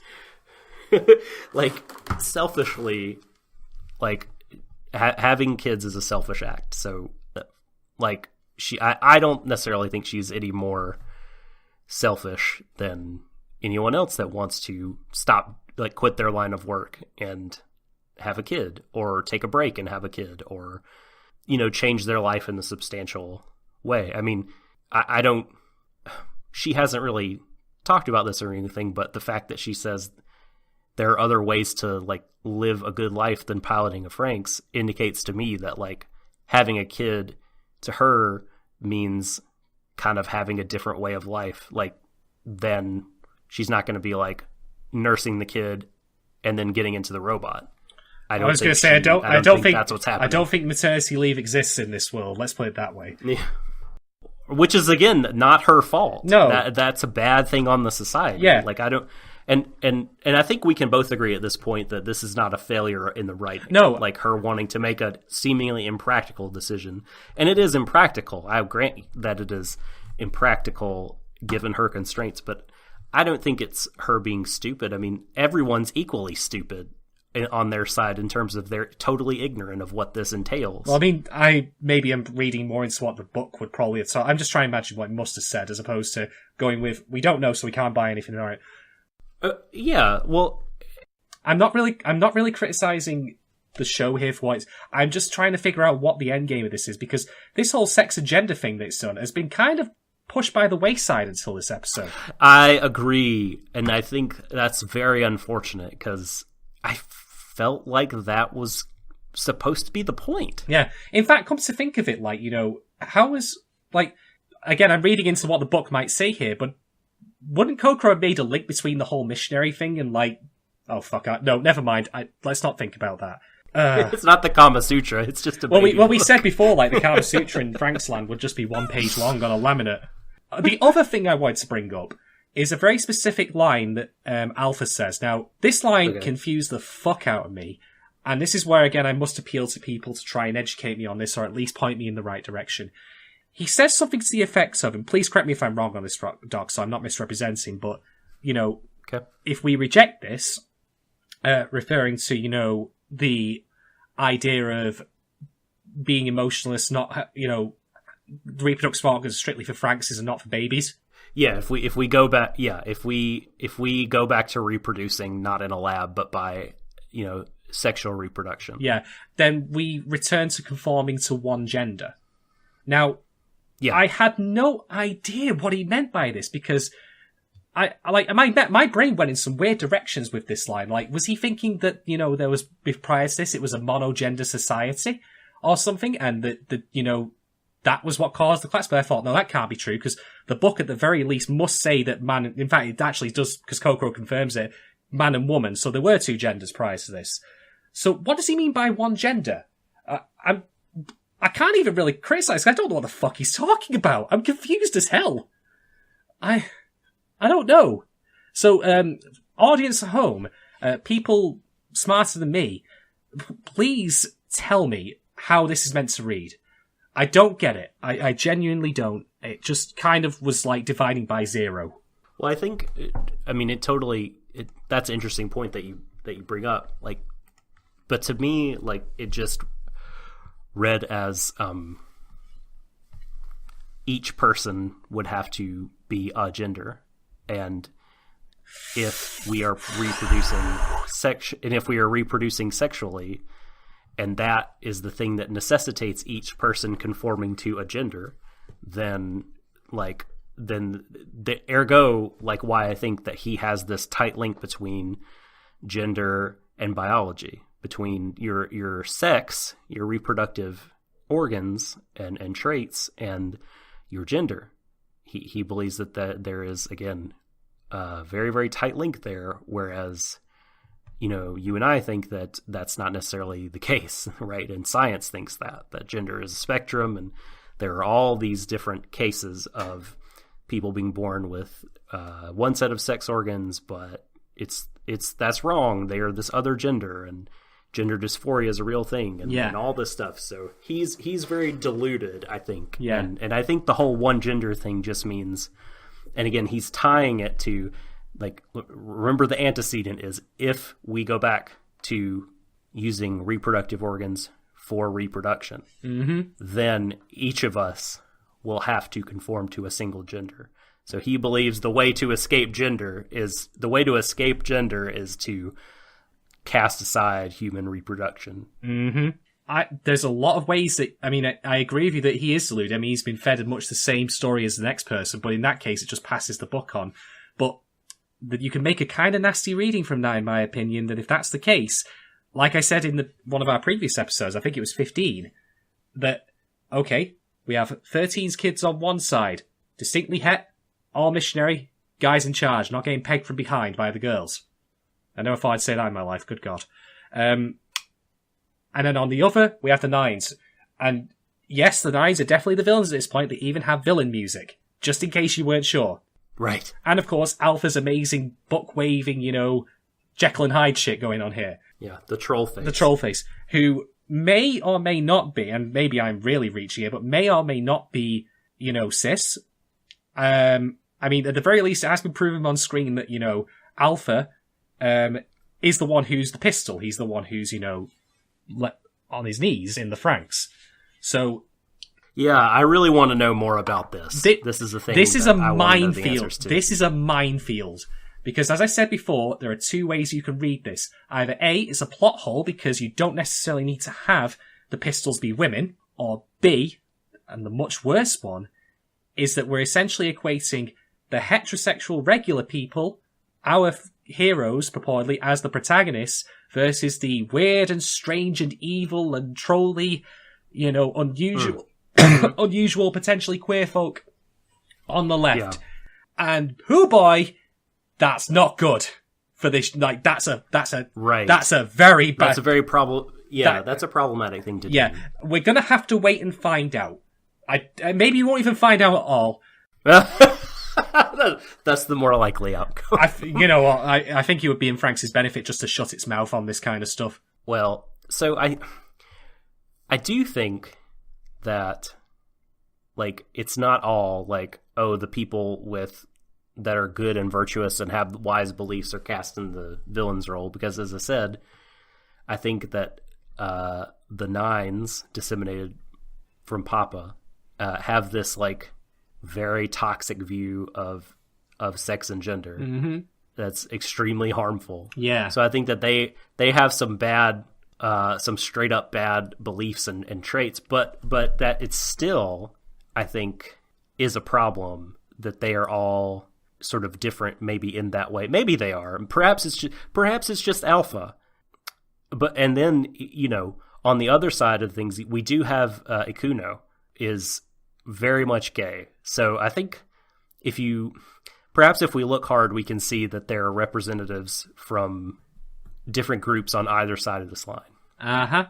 I don't know. I'm just throwing that out there. I'd like to say, if anyone could, offer their thoughts on how they read this and maybe try and make more sense of it than I can, I'm more than happy to hear it.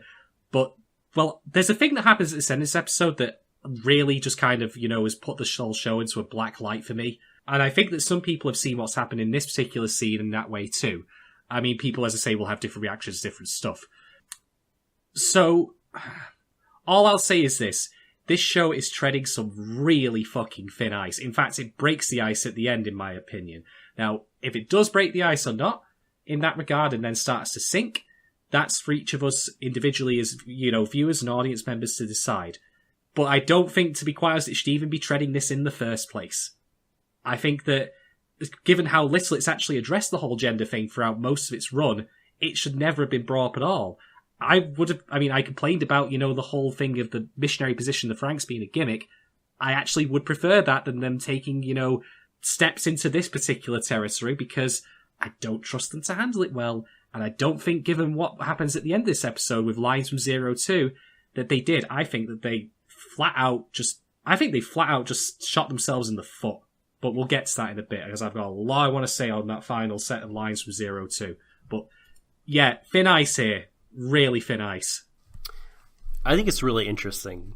Like, I'm very curious to see where they go with all this. And, yeah, I mean, I don't think that, how do I say it? There's a gay person that's a good guy. So, so I don't think it's all, like, total normie, like straight het cis on one side of the line. Like, I think Ikuno breaks that mold. But yeah, as far as like what they want to say and what alpha is, and the rest of the nines, like how they kind of like what's their deal with sexuality? Like, very interested to see like what they say and where it goes.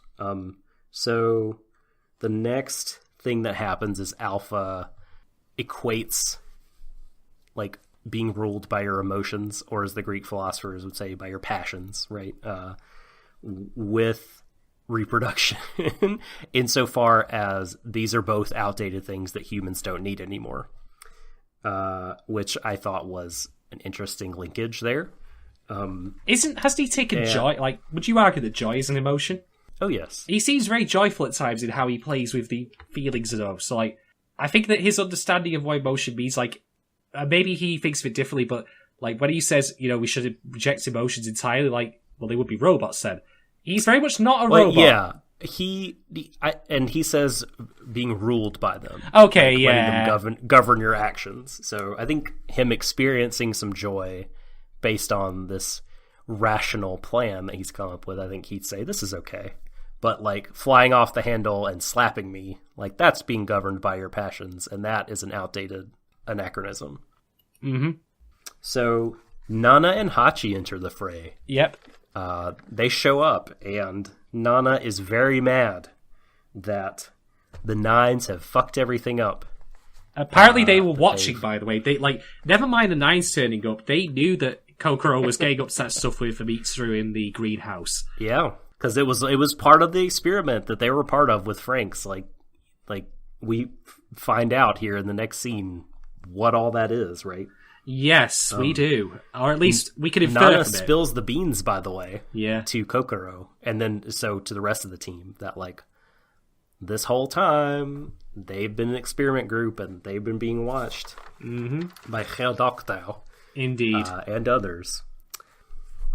And we find out some stuff in this scene. We find out that children are the only ones to have reproductive organs. No. Because they're the only ones that can pilot the Franxx. Oh, right. This scene, right, the direction in this scene, I felt like the person who did Battlefield Earth was directing it. Why were there so many oblique angles?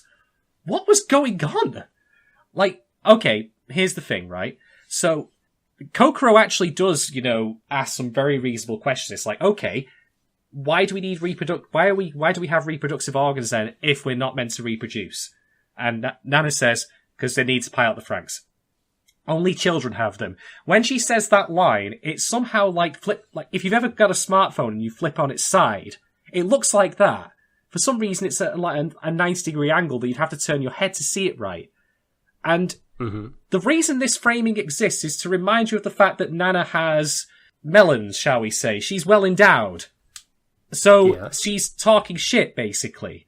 And this then leads into a confirmation of something that I called out last episode. It turns out that Nana, and Hachi for that matter, were both parasites. They were both Franxx pilots when they were younger. And then they had their emotions scrambled, or possibly their minds, memories, something or another. And Nana kind of gets a little bit of that back in this when Kokoro starts arguing with her. Right. Like, so it's triggered by Kokoro saying, like, well, if you don't, how do I say, why do we have the feelings we have if you don't want us to be getting up to stuff? And that is when Nana has a headache breakdown, and yes, and so she sends Kokoro away, right? Yeah. I have questions. Okay, we asked before, like, in the previous episode about, the kids aging prematurely. Why is that not the case with Nana? Now, maybe there's an explanation for this. We might want to tell it because this is getting really confusing real fucking fast. Yes, it is. I mean, it's unclear if she's had her reproductive organs removed, or like, or what happened, or if she just went through emotional deprogramming again. Yep. Who can say? Or yeah. Maybe she is great, and maybe she's just got a great perming setup, back at home. I don't. It makes as much sense as anything else. But much like everything else in this show, we could explain it. We could do stuff with this. we could actually, flesh this out a bit rather than having... Oh, they will. I think that they will. I mean, because, like... 17 episodes in. I don't trust them. I know. Well, I think that they're going to... Maybe not next episode, but they, like... So, they drop too much shit here to leave it all. Like, so, we have Alpha showing up, right, and says, look... Are you relapsing into puberty here? Oh my, what the fuck does that even mean? Me? Never, she says. And she's, this is when we find out, like, she's gone through emotional indoctrination like all the squads do, except 13. That is a huge part of Dr. Franxx's experiment, was to not put them through this. But yeah, that she just... clearly something's happening. She tells Hachi, right, that, like, this has been going on for a week, and I've always been irritated watching the squad, but, like, lately, I don't know, something is breaking through her programming. And, yeah, it turns out that Nana is useless now, I guess, according to the doctor. Now? Oh, now. Yeah, you got wrong tense there, mate. I mean, she's never been able to count properly for a start. 9 tells Nana, you should never have relapsed with a new Nana. And he's saying that to Nana herself. I have no idea what that means. He's just stirring he's just shit stirring. That's it. That's about it. And, like, yeah. So, and Franxx, I guess, declares the experiment over when Nana is useless, and the kids now know that they have been experimented on. He's like, well, I got some good data. Right. I have a couple of things I want to throw out there as well. First off, if Nana was a Franxx pilot, Franxx knew her when she was much younger.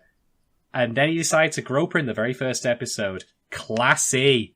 What a dickhead. The Woody Allen move. Ugh. Second, we've already spoiled ahead of time that yes, indeed, Mitsuru and Kokoro do, put the ham rocket in the, the wallet and all that. God. I was thinking of the best Bloodhound Gang line I could quote then. Oh, I thought you were going to delve into the Austin Power. No. So that happens. Okay, and Nana and Hachi knew full well that that's what Kokoro was trying to do with Mitsuru in the greenhouse. Do they separate her from the rest of the kids and put her in timeout or solitary? Nope. Nice one, idiots. We don't want you to do this thing, but we're going to let you run free to do this thing. Who doesn't want them to do the thing?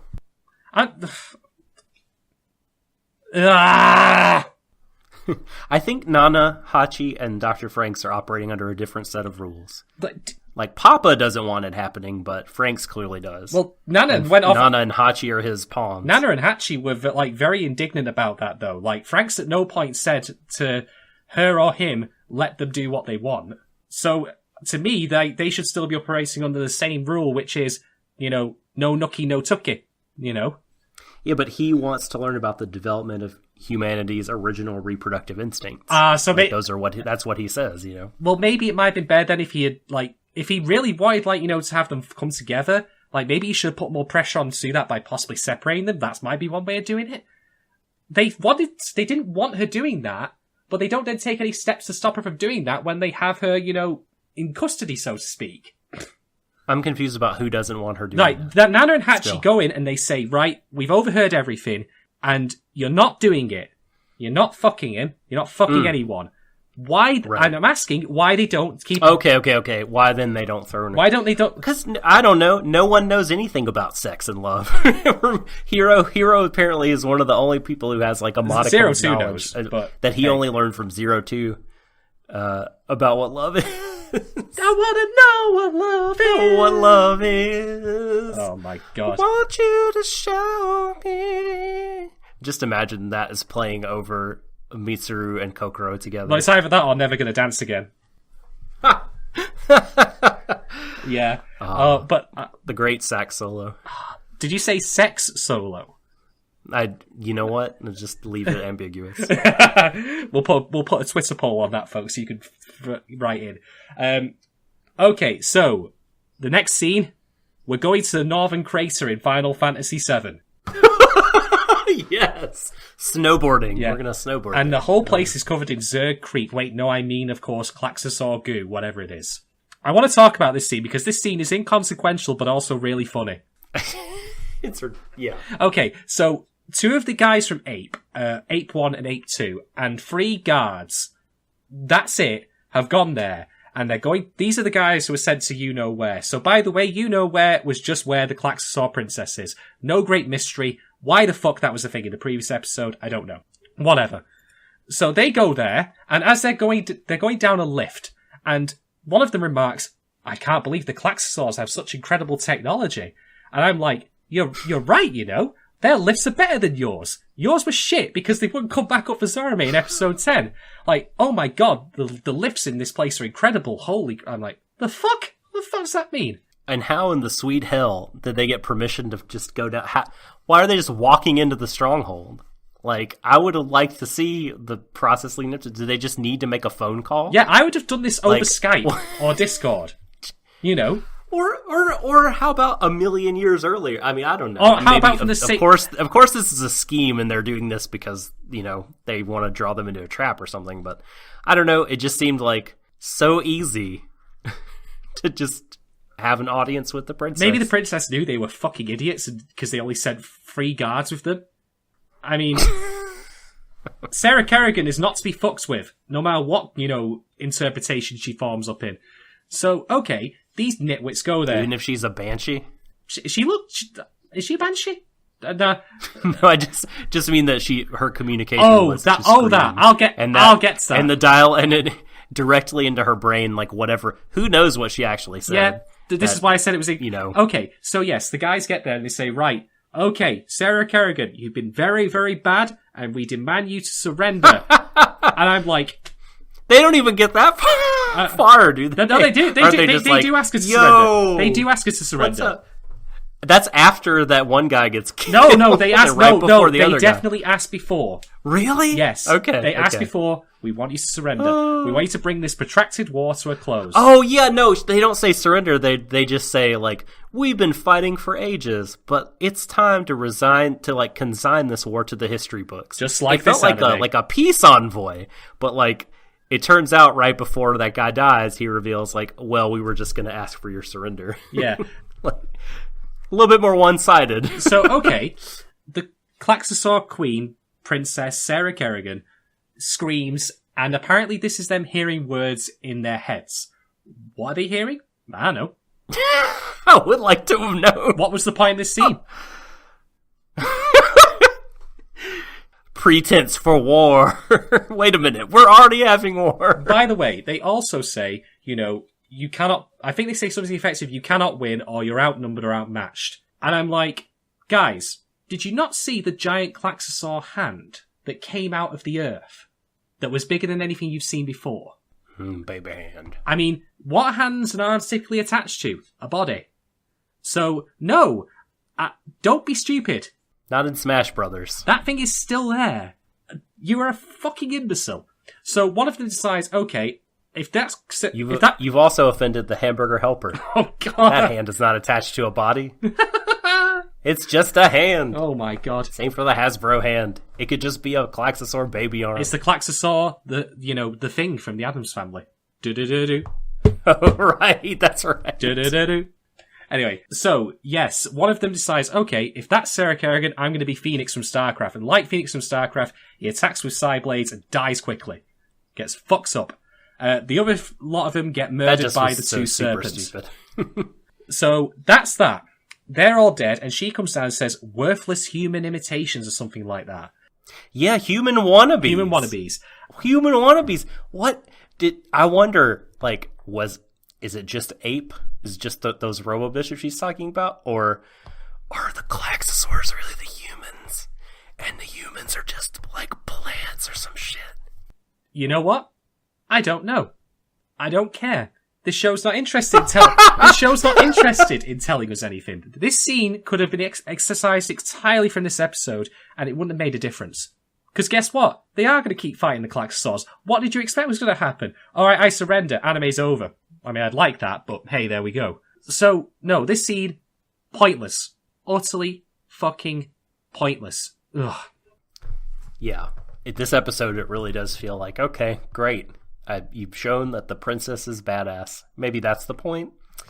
who can say? But it was pretty useless to send those people down there just to get killed. What does she do down there? Actually, what does she do down there all day? She plays Twister with the twin serpents. Well, she's got an easy advantage because she's got the extendable, blade wings. Mm-hmm. That's true. That she always wins. That's the advantage of royalty. She can't lose that. All right, so back to the never. magic meeting room. Oh boy, here we go. Goro says, "Where do babies come from?" The stork. Yeah. And so your favorite scene is when 02, there's discussion about reproduction. Like, hey, do you really think it's possible? Like, we really lied to you about this. And Hiro says, like, well, maybe it's possible that we're able to do some things that, either Papa doesn't know about or that Papa said we can't do. Sure, it's possible. And 02 admits to them all that she is unable to have children. I don't know whether that's just a thing to her individually or to her species or what. Yeah. But yeah, she's sterile. Mm-hmm. I have many things I want to say about this. Many, many things. But wait. She still has romantic feelings, despite either not having the biological capability to reproduce or having it, but it not being able to work. So her very existence seems to fly in the face of Alpha's beliefs. But yeah, you have some things to say about the speech that she makes here about how wonderful she believes reproduction is. Aha. All right, folks. So I know that there's been going around in Twitter circles recently about the idea of, politics and worldviews in anime, because people apparently don't want that because they assume that, all writers are, bred in boxes that can't be exposed to outside stimuli. Every work's political. Apparently. You would think that, but... Yeah. Every work is political. End of story. I don't care what it is. That's what the regressive left would say, Shadon. Well, fuck you then. I'm not even going to dignify that with an actual argument, right? But here's the point, right? You can read into Darling in the Franxx as well certain worldviews. Like, I pitched one to you on Twitter while I was having a pint of Cronenberg on Friday. Okay. Which was that Darling in the Franxx... read this? Darling in the Franxx's, worldview is that it's okay to consume the youth to perpetuate the old. Oh, you're talking about that. Yes. That's one example. Which is like, I think, I'm surprised we haven't talked about this before because I thought that was pretty insightful. And especially it is made clear, I think, in the Zorome's episode. Mm-hmm. Yeah, that's the government's view in that, and the world's view there. That's what's, right. And by howdy can you analogize that to a lot of things in actual real life politics right now. I mean, my country's divided pretty heavily on that and how... No, I'm not going to get into it. Look, I'll save that. That's just me throwing out there as an example. I can read it. And here's how I read this. Let's talk about Brexit. Shut up. No. I don't want to talk about it. Fucking... It was on a bus. They told us on a bus the way it would be. I want that bus to be blown up. But it's not. No, it isn't. Anyway. So, here's the way I read this. There are no, when 02 makes this statement about how wonderful reproduction is and how she's jealous and envious of the others, that she can't do that. And she also says, leaving something behind for the future. By the way, Doc, if at any point I misrepresent what she says, please correct me on that. Same with you guys at home, because I don't want to, I have very strong opinions about this, but I don't want it to be colour my objectivity here. I want to at least be fair. So, here's how I read this, right? Because no one else in this group offers a counter-argument, or not even a counter-argument, just an alternative discussion, or even outright talks about it. The most we get about this is Hiro going 02 out of sympathy. But does he have... By the way, he doesn't discuss that with her either and what that means to her. Like, that might have been an interesting conversation. But no, that doesn't happen, of course. So, to me, this does not feel so much like this is 02's percent. Like, all she's contributed is just stating that it's brilliant. Not why. So to me, it doesn't feel so much as like her as it is the show using her as a mouthpiece to make this statement. And then there are inferences that you can take from that, which is essentially that if you can't have kids, or don't want kids, for whatever reason that may be because you're sterile, You know, if you, for example, I've said to Doc Offcast, you might potentially have a risk of ovarian cancer in your family, so you as a woman would have your ovaries removed, for example. Or, you know, of any other myriad reasons, or also because you might be LGBT... Not, well, you can... I'm really getting tongue-tied about it. It's just, you know what I mean, folks, right? You know, if you're, you know, attracted to... Fuck it. You know what I mean, you get it. I'm not... One of the queers. All-encompassing. I'm just trying not to get trips up on that one, but you know what I mean. Sure. You know what I mean by that. If you don't want kids or characters, oh, by the way, this is also me not precluding, of course, that, you know, gay or lesbian couples can adopt. I think that's awesome. Right, but they won't be but they won't be engaging in the reproductive act. Presumably. Oh, certainly not. No, unless, I mean, there's insemination, but like the show is talking about not that. No, I think. It's talking very strictly about vaginal intercourse leading to good old sex. Wow. Hot sex. I did it for the nookie. Steamy. So you could get that cookie. Sex. Stop it! Oh God, please. That is the one reference I will not allow on this show. Is the Fred Durst? The Fred Durst references must not be uttered. Look, right. Are you going to talk that way about my generation? Yes. God damn it! Stop it! Stop it right now! This is amazing. I found Doc's weak spot. This is excellent. God, this is the worst band in history. Straight up, no caveats. Worst frontman in rock history. Look, Fred Durst. Look, Limp Bizkit. Doc. Terrible. Some days, terrible. Some days when you wake up, everything is Oh Fox. my God, I'm hanging up. Okay, all right, okay, back on track. So the point I was getting to after all of that was that my reading of this is the show is espousing a point of view that the only meaningful way that you can leave something behind for the future is through children. Now, don't mistake me here. You can do that by having kids. You know, kids are a wonderful thing. I would like to be a father myself someday, if I can. But that then, to me, from this, because there's no discussion of this. I mean, you might think Ikuno might want to throw something out there, not even vague allusions. Like, I'm not saying she outright says, I'm never going to have children. But everyone's on board with it. No discussion, no counter-argument, no alternatives, nothing. I think you could read this as being very exclusionary for people who don't want to have kids or can't have kids. And that, to me, is fucking heinous. That is a disgusting viewpoint. And I was thinking to myself, okay, I can get very indignant about this. I could start screaming and ranting like I did about the people in the Franxx space who were acting like, absolute clowns previously. I could do that.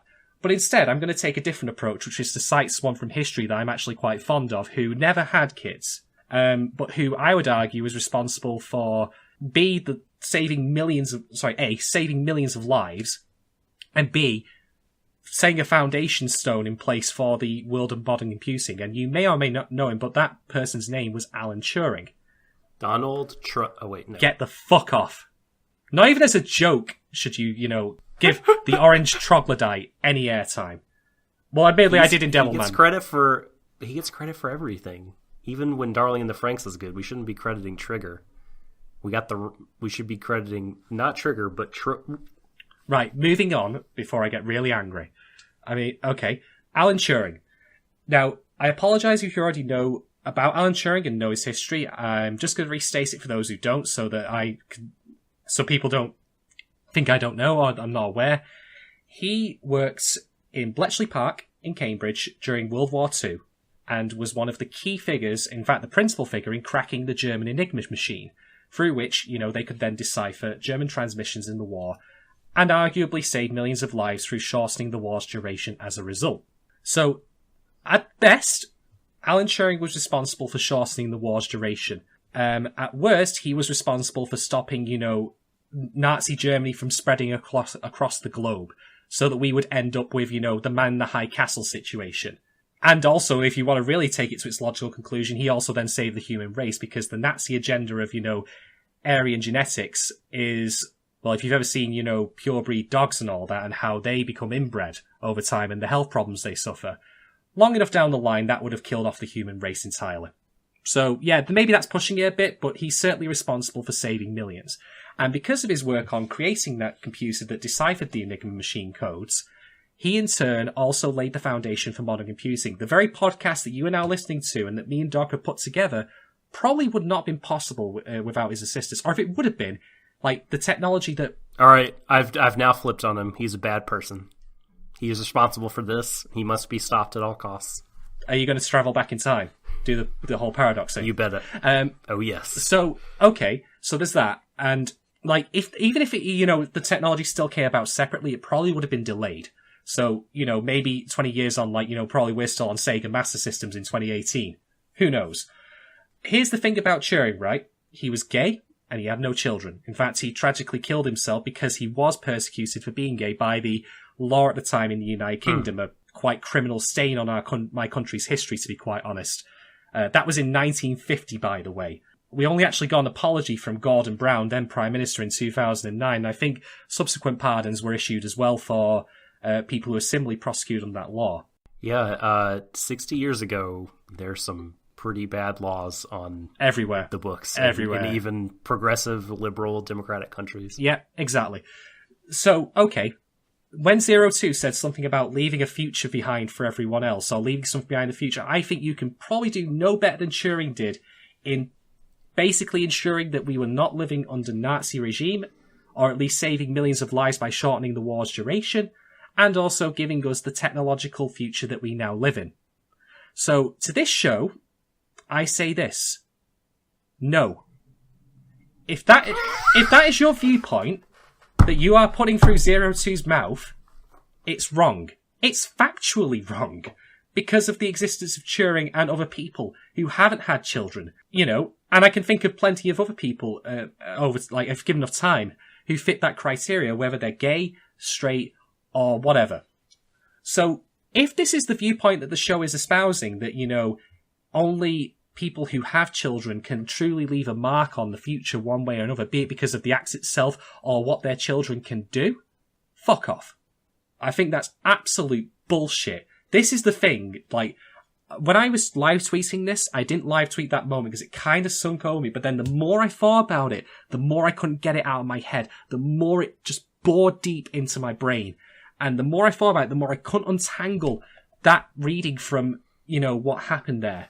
Like, honestly, this show to me is toxic waste at this point. I don't think it is, like, I'm sure that people can take some positive things, like we discussed that, you know, previously. But this reading, I think, whether or not it's intentional or not, I think it's a legitimate one. And it certainly, you know, is exclusionary to people who can't or don't want children. I mean, certainly its views on gender, like, with how it's treated, you know, the whole idea of heteronormativity. So, in the end, this closing moment, before, of course, you know, Kokoro meets through Do the Do. Just think of Mountain Dew can now. Can't not. Well, if you shake it up a little bit, you know, and then it all comes bursting out. Do it the Baja Blast. Oh my. So as far as I'm concerned, this reading I've taken of the show, like, I think it's legit. And on one hand, it might not have been intentional, but, you know, hubris and all that doesn't excuse what you can take away from it. So, no, this show is absolute shit. And it might potentially get better or redeem itself, but this is the blackest mark of it. This is why I think this episode is the worst of the series, because this is the viewpoint that I've taken away from it. And if you disagree, by the way, and you have reasons to disagree now, or feel differently, that's good. I actually don't want to be right about this. I don't want to actually proclaim a work, you know, to have that kind of viewpoint that is exclusionary to, you know, lesbians, gays, and people who don't want kids, and then have people go, oh, you're totally right, Shads. I don't want that to be the case. Like, you know, I'm not interested in scoring points for this. I want to be wrong. But that's how I feel. I've argued with Doc about this at length before this, and I can't divorce my thoughts from that. That's how I feel about it. And that, to me, has just permanently black-marked this show for me. Like, I've seen some heinous shit in my time, but this is down there in the pits with them. So, thanks, Franxx. Much appreciated. Well done. Do you mean no Franks? No Franks? Thank you very much for listening, ladies and gentlemen. This has been Warui Deshou. Well, Shadon, I hear what you're saying, and your feelings are entirely valid. This is why I like you, Doc. I respectfully do disagree, and I think this is the part where, you know, if people want to educate me And me. in a civil and constructive sort of way, I'll be like, I'm totally open to listen. But like, so the reading I took away from it was a little bit different, and I think it was also kind of couched in, I guess, knowledge that like it is evident that the birth rate in Japan is declining pretty rapidly and has been for a long time, and maybe this has to do with that. Like perhaps this is extolling the virtues of and painting as heroic childbirth and parenthood to get that pro like having kids message out there, because it's been a lot of years that the birth rate has been falling.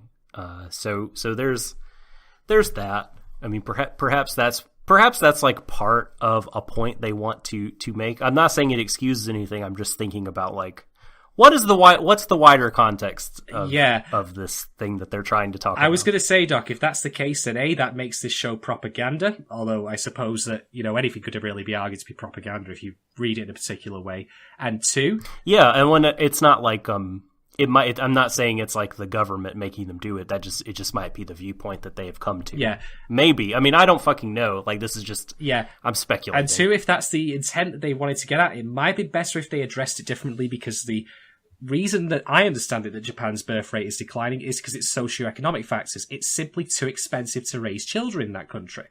That is a big part of it, undeniably. And that's not what they're talking about here, though, if that's the case. But also, there's been interviews with a lot of young people that just say that they're not interested in sex or relationships for a lot of different reasons. That, I mean, money's part of it, but some of them are just like, 3D is bad. Or, I don't have time. Yeah, toxic upbringings and toxic, school environments, being responsible for that. But Franxx is not covering that, so Well, no, I mean it's not trying. Yeah, it would not be trying to address all that stuff specifically. Yeah. So like if they want to make the point, that having kids is a good and heroic thing, that's all well and good, but that's a very, very surface level examination of what is a genuine issue. They would honestly have been better not to bother in that case, or if they were, they should have constructed the entire show around that. Mm-hmm. Well, so this is not, again, that's not my, like, an argument for this point of view, or even necessarily what I think. I guess I'm just, like, postulating like, that this is a thing that, I'm sure is very relevant to them and very relevant to their audience, the country's birth rate and what have you. But, okay, so I'm going to actually address the things that you talked about. Again, all the while knowing that, like, I do see how, like, that you might think, or anyone might think, that the show in this episode is exclusionary. But I don't think that the arguments that the show is making are that strong. I don't think that it is doing that. I think it might leave itself open to that charge. I mean, clearly it has, because you've brought it to bear. But I think a thorough examination of what they're saying and not saying, to my mind right now, it doesn't go all the way there for me. Like, yes, 02 says you guys can determine your future with your own hands, and you can have children, you can bring new life into the world and leave something behind for the future. She doesn't necessarily say, like, you can make the world a better place. Like, she's not saying that doing anything other than having kids, like, is not a way to make the world a better place. Like, piloting in the Franxx, right? Defending the plantations, all that stuff. They are fighting for whatever reason they're doing it, right? We talked about Zorome and Miku fighting for Papa's interest to protect the plantations. They're clearly making the world a better place. They're fighting for the future. 02 is talking about, like, leaving something behind, and she thinks it's wonderful. And it is. Like, I mean, having kids, bringing new life into the world, for all that stuff is wonderful. Yeah, you won't hear a disagreement from me on that point. I absolutely am with you on that. And I think it's an opinion that can be put forward without the need to have caveats. Because, so what they're not saying is not leaving something behind for the future is the same thing as being a bad person. They're not saying if you can't have kids and contribute to, hope for the future, new life, then fuck you, you're bad. That, I think, is over-determining and over-interpreting the things that they're saying, which is just reproduction is wonderful. It is leaving something behind for the future. It's special. Me, 02, I can't do it. I'm envious of you that can. Maybe not. She doesn't speak for all people who can't have kids. I mean, I think to say that she is speaking for all those people is again over interpreting the argument. And at no point did they say that that's the only meaningful way to leave things behind for the future.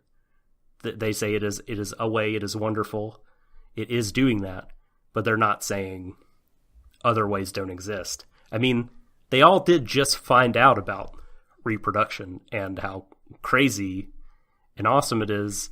So, I guess for me, it would sort of break the fourth wall almost and be kind of insincere and untrue to the moment and what these kids know. If someone came in from off screen is actually, there are 5 other ways that you can contribute to leaving something behind for the future. They're just learning about this and they're talking about it and they're making a positive point about it. And I don't feel like every time you kind of make a point and say something is good that you necessarily have to then name all the other goods. Mm-hmm. I just have one thing I want to say, which is that if that scene did exist where someone did burst in and say that, I want them to say it in that exact voice you did. the let's learn about things together. That voice. Yes, exactly. That's amazing. So I guess I'm curious, specifically, what would you want them to say? What would make it better for you? What would another character have to do to say, disclaimer, this is not the only thing, or whatever? I am actually going to counter by saying that I don't think any other character should speak. I don't think 02 should have said that at all. I'm not sure what it adds to their perspectives other than just to reaffirm it so it can be dropped. If they wanted to have that conversation, what they should have done, or rather have her reveal that fact, is to have her discuss it in private with Hero and then go into depth on it. That's what I would have devoted time to. That would have avoided the issue. It wouldn't have made it as a preaching kind of thing to the rest of the group. And we would have gotten something interesting about it that she would confess that in private to Hero and they would discuss that. See, it didn't feel preachy to me. She just talked about how wonderful she felt it was. That did not feel like a... Maybe preach is the wrong word. Some sort of agenda, Maybe just more of a broad proclamation here that doesn't go counter. I'm just saying that I think that you could have done it differently by simply not having her do that. I mean, I'm not sure what it adds other than just to reaffirm what they've already decided. Other than, of course, giving us information about 02 herself. But, like I say, you could have conveyed that differently in a private discussion. But don't you want the group to be talking more, though? They don't ever talk about anything in this show. They're talking now about all that, trying to, the end of last episode, they sat around and talked about, how they're afraid of their immortality. I guess here they're talking about, just despite the fact that they are going to die early. How do they know that, though? That's the thing, we got... I know. But this discussion isn't even depending, it doesn't depend on that discussion. It's not contingent upon that. I just mean, they're talking more as a group, which is, I think, good. No one discusses or brings up their own, or not even affirms it. There's no response at all from anyone. As I say, I think that, I see where you're coming from about the idea of having more group discussions. That's something I'm always up for. But if you really want to do this properly, I think it might have actually been better, in many ways, as I say, for it to have been a private conversation between Hero and 02. Where she says, hey, I think we're all discussing? I can't do that. And he goes, oh, okay. And then she starts talking about And then never tells anyone else in the group.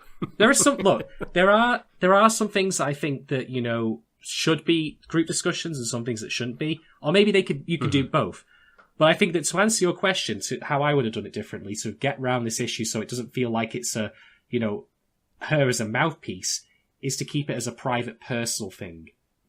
So like Ikuno says in this very same scene, which is, by the way, the big. Oh yes, I was going to bring this up. The big hint, everyone has secrets, which is also the big hint that she is, gay.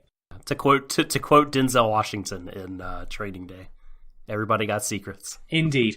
So yeah, that's my viewpoint on it. Now, I'll just say for the record, folks, me and Doc, of course, feel very differently on this, much as we have done about other things in this show's run.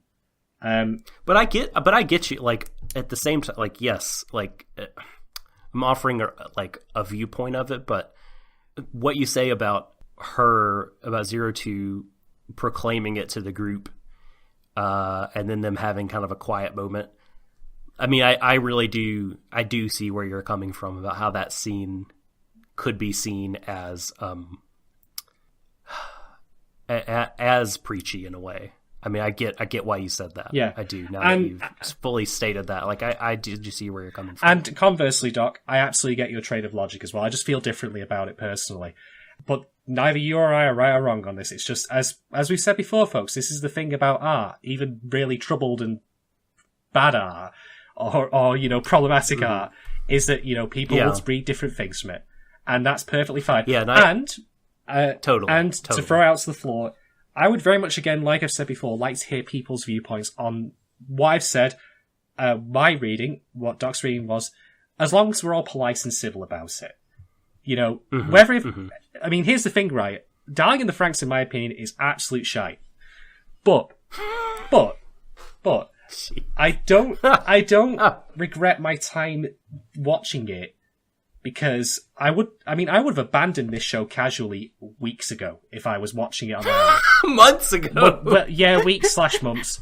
I mean, if I hadn't done, this episode would have been the breaking point for me. But I have to say, there is a certain joy to be found in discussing stuff like that, so that's why we're doing this. I mean, I'm having a blast doing this, even though this show is shockingly bad, in my opinion. It's not great. I'll say that. We can agree about that. Oh, we certainly can. And we can certainly agree about Futoshi being a twat. Oh my god. Such a twat. I've never heard you say that word before. Twat. Twat. I'm gonna now, make an app where I, am the voice of Britishisms for America. And they're learning them. And I could be like, tosser, twat, knob end, bell end. I've been having such a bad influence on this guy, folks. You have no idea. Don't give me stick. Speaking of giving stick, he's having one. Oh, I'm so happy with that segue. You have no idea. All right, so this is the thing, This is the moment we get to now, of course, where Kokoro's weeping into a bed. Mitsuru comes in. Oh, shit. Oh. Yes. Yep. And then, let's get it on. The sex. Yeah. So, that happens. Halt. I have some thoughts on this, and these are mostly either minor observations or just what I found funny because I have a demented mind. The boys and the girls, as I understand it, all sleep in shared dormitories. So how on earth... Not anymore. well, no. Hero and Zero Two are the exception because they're sleeping in the attic in her room. But why? How on earth, the rest of them didn't think, wait a minute, where have they gone? It's beyond me. And that's not a bad thing. That's just me being pedantic and nitpicky. It was, God damn it, Mitsuru put a sign on the door before he came in.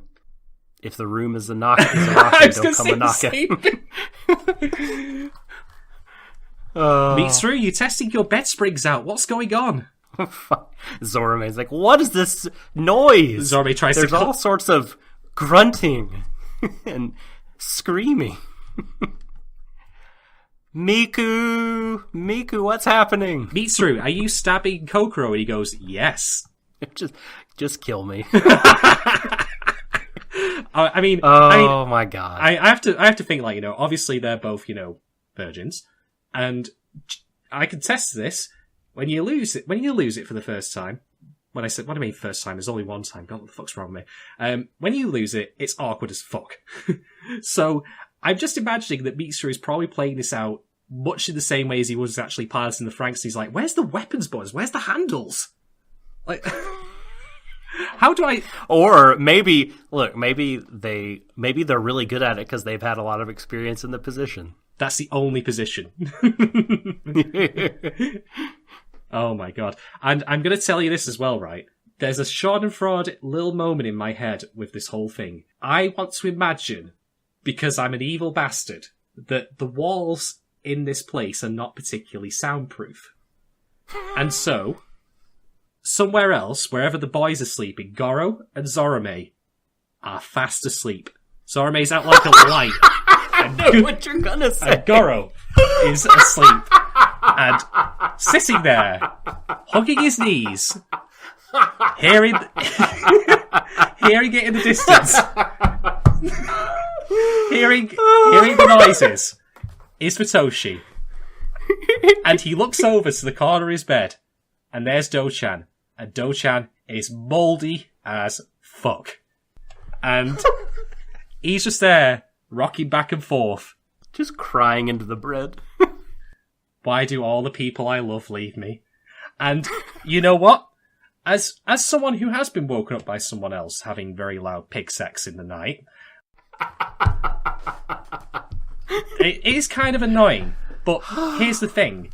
Futoshi, as I've said, if he became roadkill, I would put him 2 thumbs up. 2. Would you then like the show? Yes!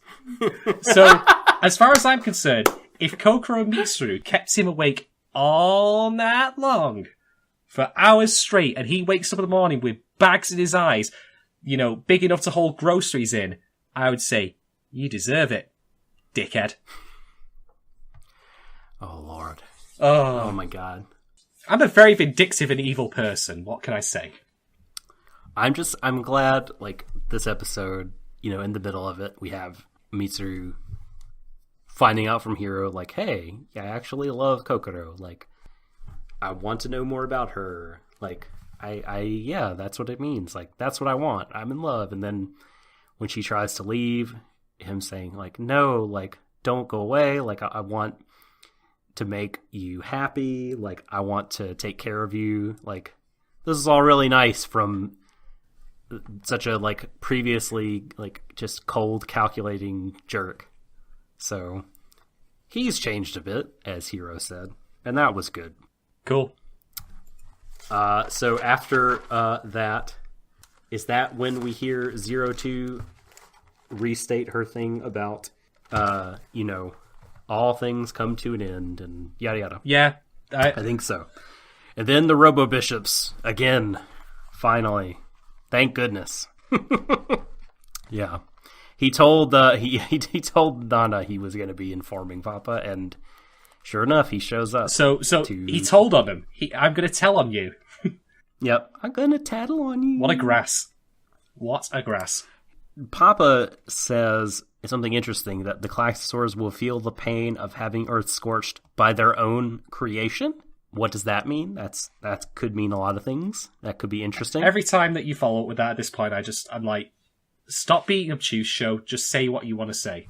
I mean, that we'll definitely find out what he means by that. I mean, if the Klaxosaurs don't mobilize to, like, fight or whatever, then what are we even doing here? Mm-hmm. Mm-hmm. So, yeah, that's Eden, folks. It's a lovely garden, but they're going to have to leave it now and go back to the farm. Yes, well, that's why it's Eden, isn't it? The fruit of knowledge. And what happened when they bit from the fruit of knowledge? Mitsuru's tasted the forbidden fruit. Oh, yeah. Oh, yeah. Kokoro got her hands on a snake, all right. God. I will not stop with these innuendos. I have a filthy fucking mind, and I will use it. Yeah. One episode. What a piece of shit. Oh, it was not a piece of shit. It was. It was fine. How would you rate it then, Doc? How would you rate it? Probably higher than you. I already know I'm going to race it, and I can guarantee that's going to be the case. Well, not entirely guarantee, but I feel very confident. So, again, let me say, like, you know, my reading of events is not absolute, and I'm generally, I usually take the line of, like, if it's hurting people, like, even if it's art, like, why do it? That's not a good choice. So far, like, the way I kind of mostly read this is that this episode is not trying to be hurtful. So I'm not going to, like, hold its feet to the fire from that. But again, I'm willing to be corrected about that. And, you know, if you were hurt by, like, the stuff in this episode, I'd like to have a talk and find out, like, hey, you've heard what I had to say. What do you think about that? And, like, hey, and not even, just edit that out and just make me say, I'm amazing and sensitive. No, I want to hear from you.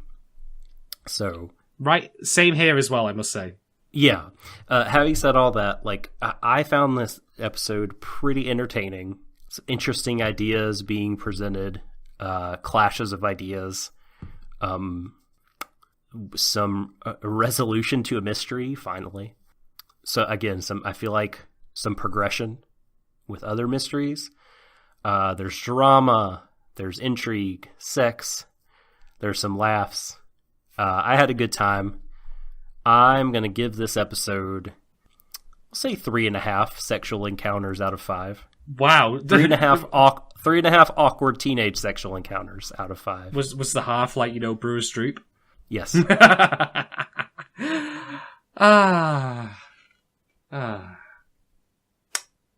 Alright.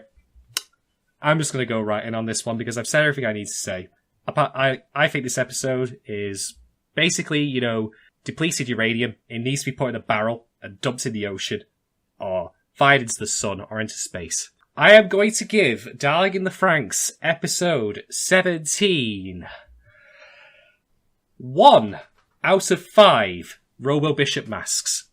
1 out of 5 human wannabes. Yep. Just the one. Wow, okay. Quite low. Yep. The only reason I gave it a 1 and not lower than that is because at least they kind of sort of kept the technical elements up to standard. Although I thought the angles during Nana's scene were just fucking weird. But otherwise, the entirety of the episode was either, to me, dead air, plot holes or inconsistencies, characters acting like idiots, or the stuff I mentioned at the end, and other stuff that you could probably infer from other scenes, which is just flat out toxic. I cannot think of a single moment in this scene that I like, in this episode that I liked, that I didn't conjure in my own head, such as seeing Futoshi suffer. You know what?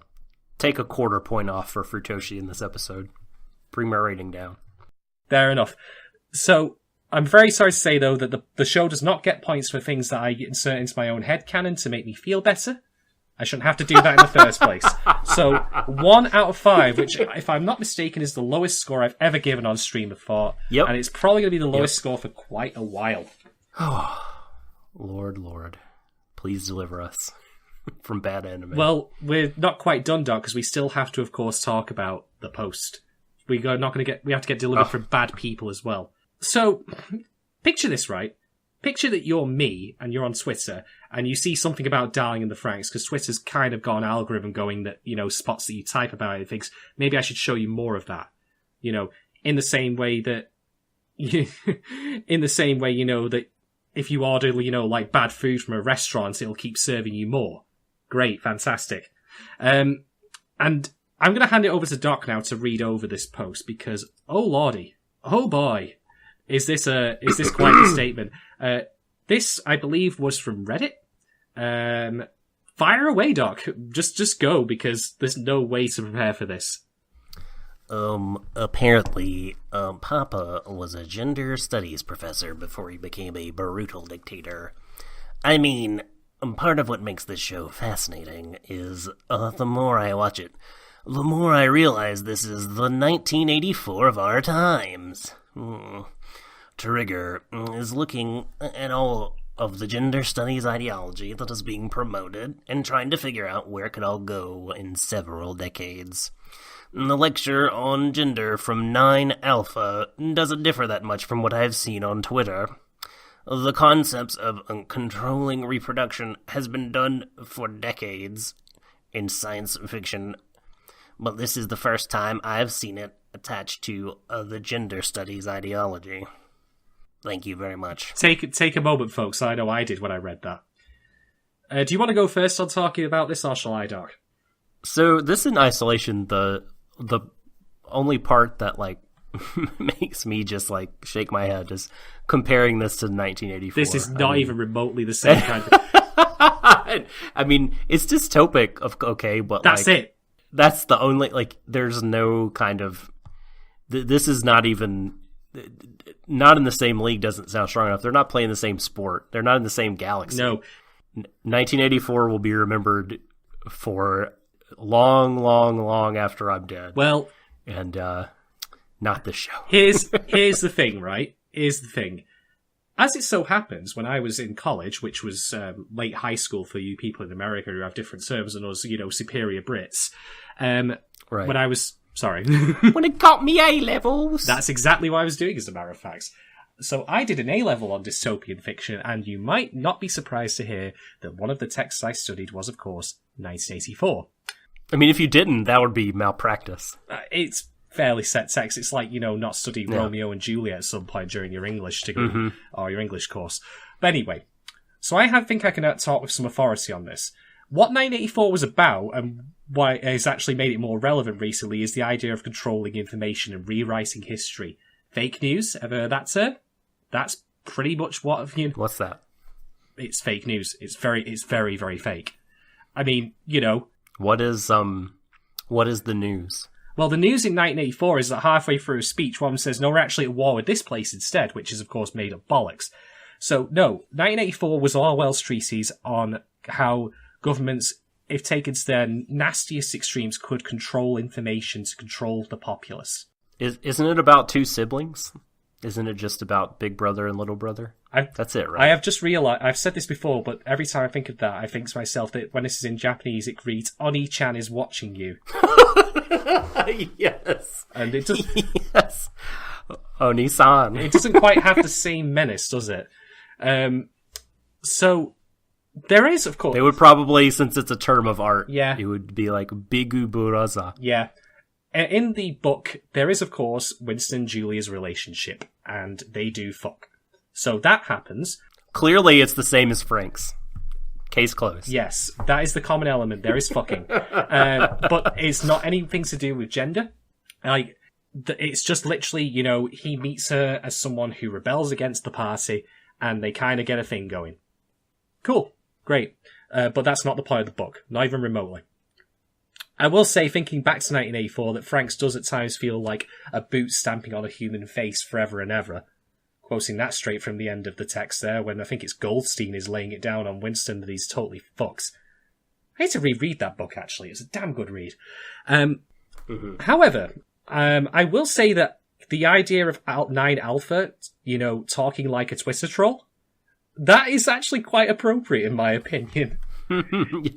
Sure. I can totally imagine him just being there like, I'm just going to own some fucking... I can't tell if this person, though, thinks... It's hard to understand the side that he's on, because...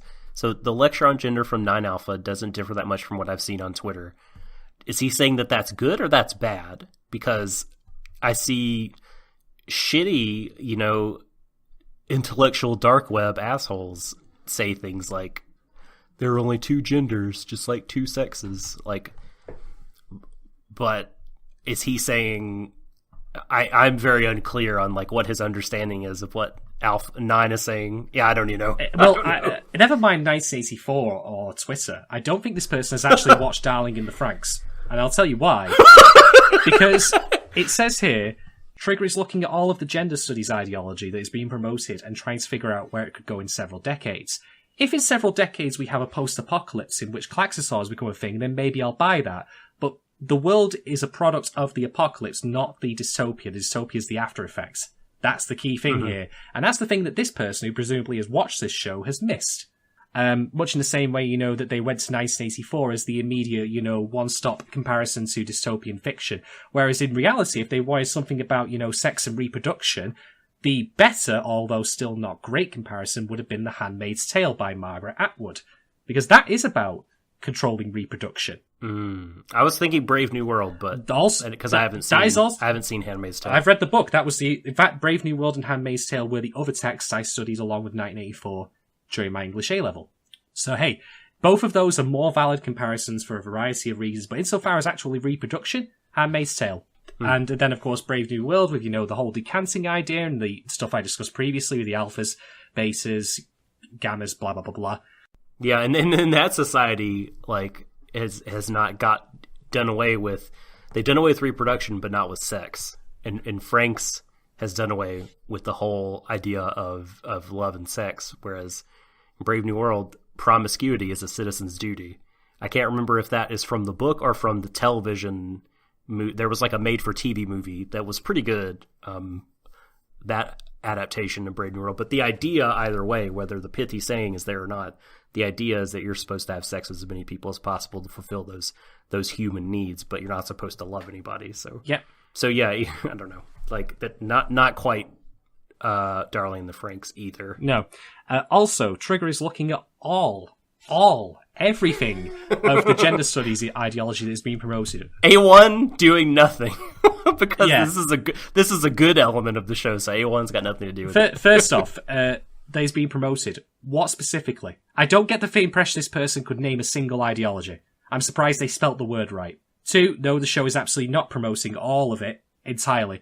I mean, it certainly has not mentioned anything about intersex for a start. So, no, this is bollocks. This person who wrote this, they're probably very young. They're probably very stupid. Which is not mutually exclusive. No. In fact, the former often necessary connection to the latter. Yeah. What I'll say as well is that the reason that we're bringing this up is that in the context of the show and the person who retweeted this, they said the show needs to be very careful about what it's communicating. And I think that's true because, as I've said before, the show is a confusing hodgepodge mess at best. I think that's totally the right thing to say on your behalf and the tweeters. Totally right. So much as I might take the mick out of this particular person, if that particular person can come up with this conclusion, God knows what anyone else can read into it. Yeah, I mean, I feel like this person, it feels like it's hard to make heads or tails of it in some ways, but I feel like they're saying that Trigger is sticking it to the SJWs. It really wouldn't surprise me. I don't know. Anyway, that's everything, folks. Thank you all very much for listening. Going to wrap up very quickly. You can find me on Shane1010 at Twitter. Doc, where can we find you? At the Subtle Doctor. Indeed. So please do come back to us with your opinions on what we said on the episode. Thank you very much for everyone for listening. Anything else you want to add, Doc? Just, check us on SoundCloud. Check us on Apple Podcasts. We're on Google Play if you get your podcasts that way. We also have a YouTube channel if you search Warui Deshou, where you can find the entirety of these streams of thought and clips of our much longer, more comprehensive podcasts. So check all that stuff out. And like Shadon said, please let us know what you think of our bad opinions. Everyone, thank you so much for listening, and we will see you, if not before, next week, where we talk more Darling In The Franxx. And for Shadon, I'm the Subtle Doctor saying, embrace each other, everyone, to the ends of the universe.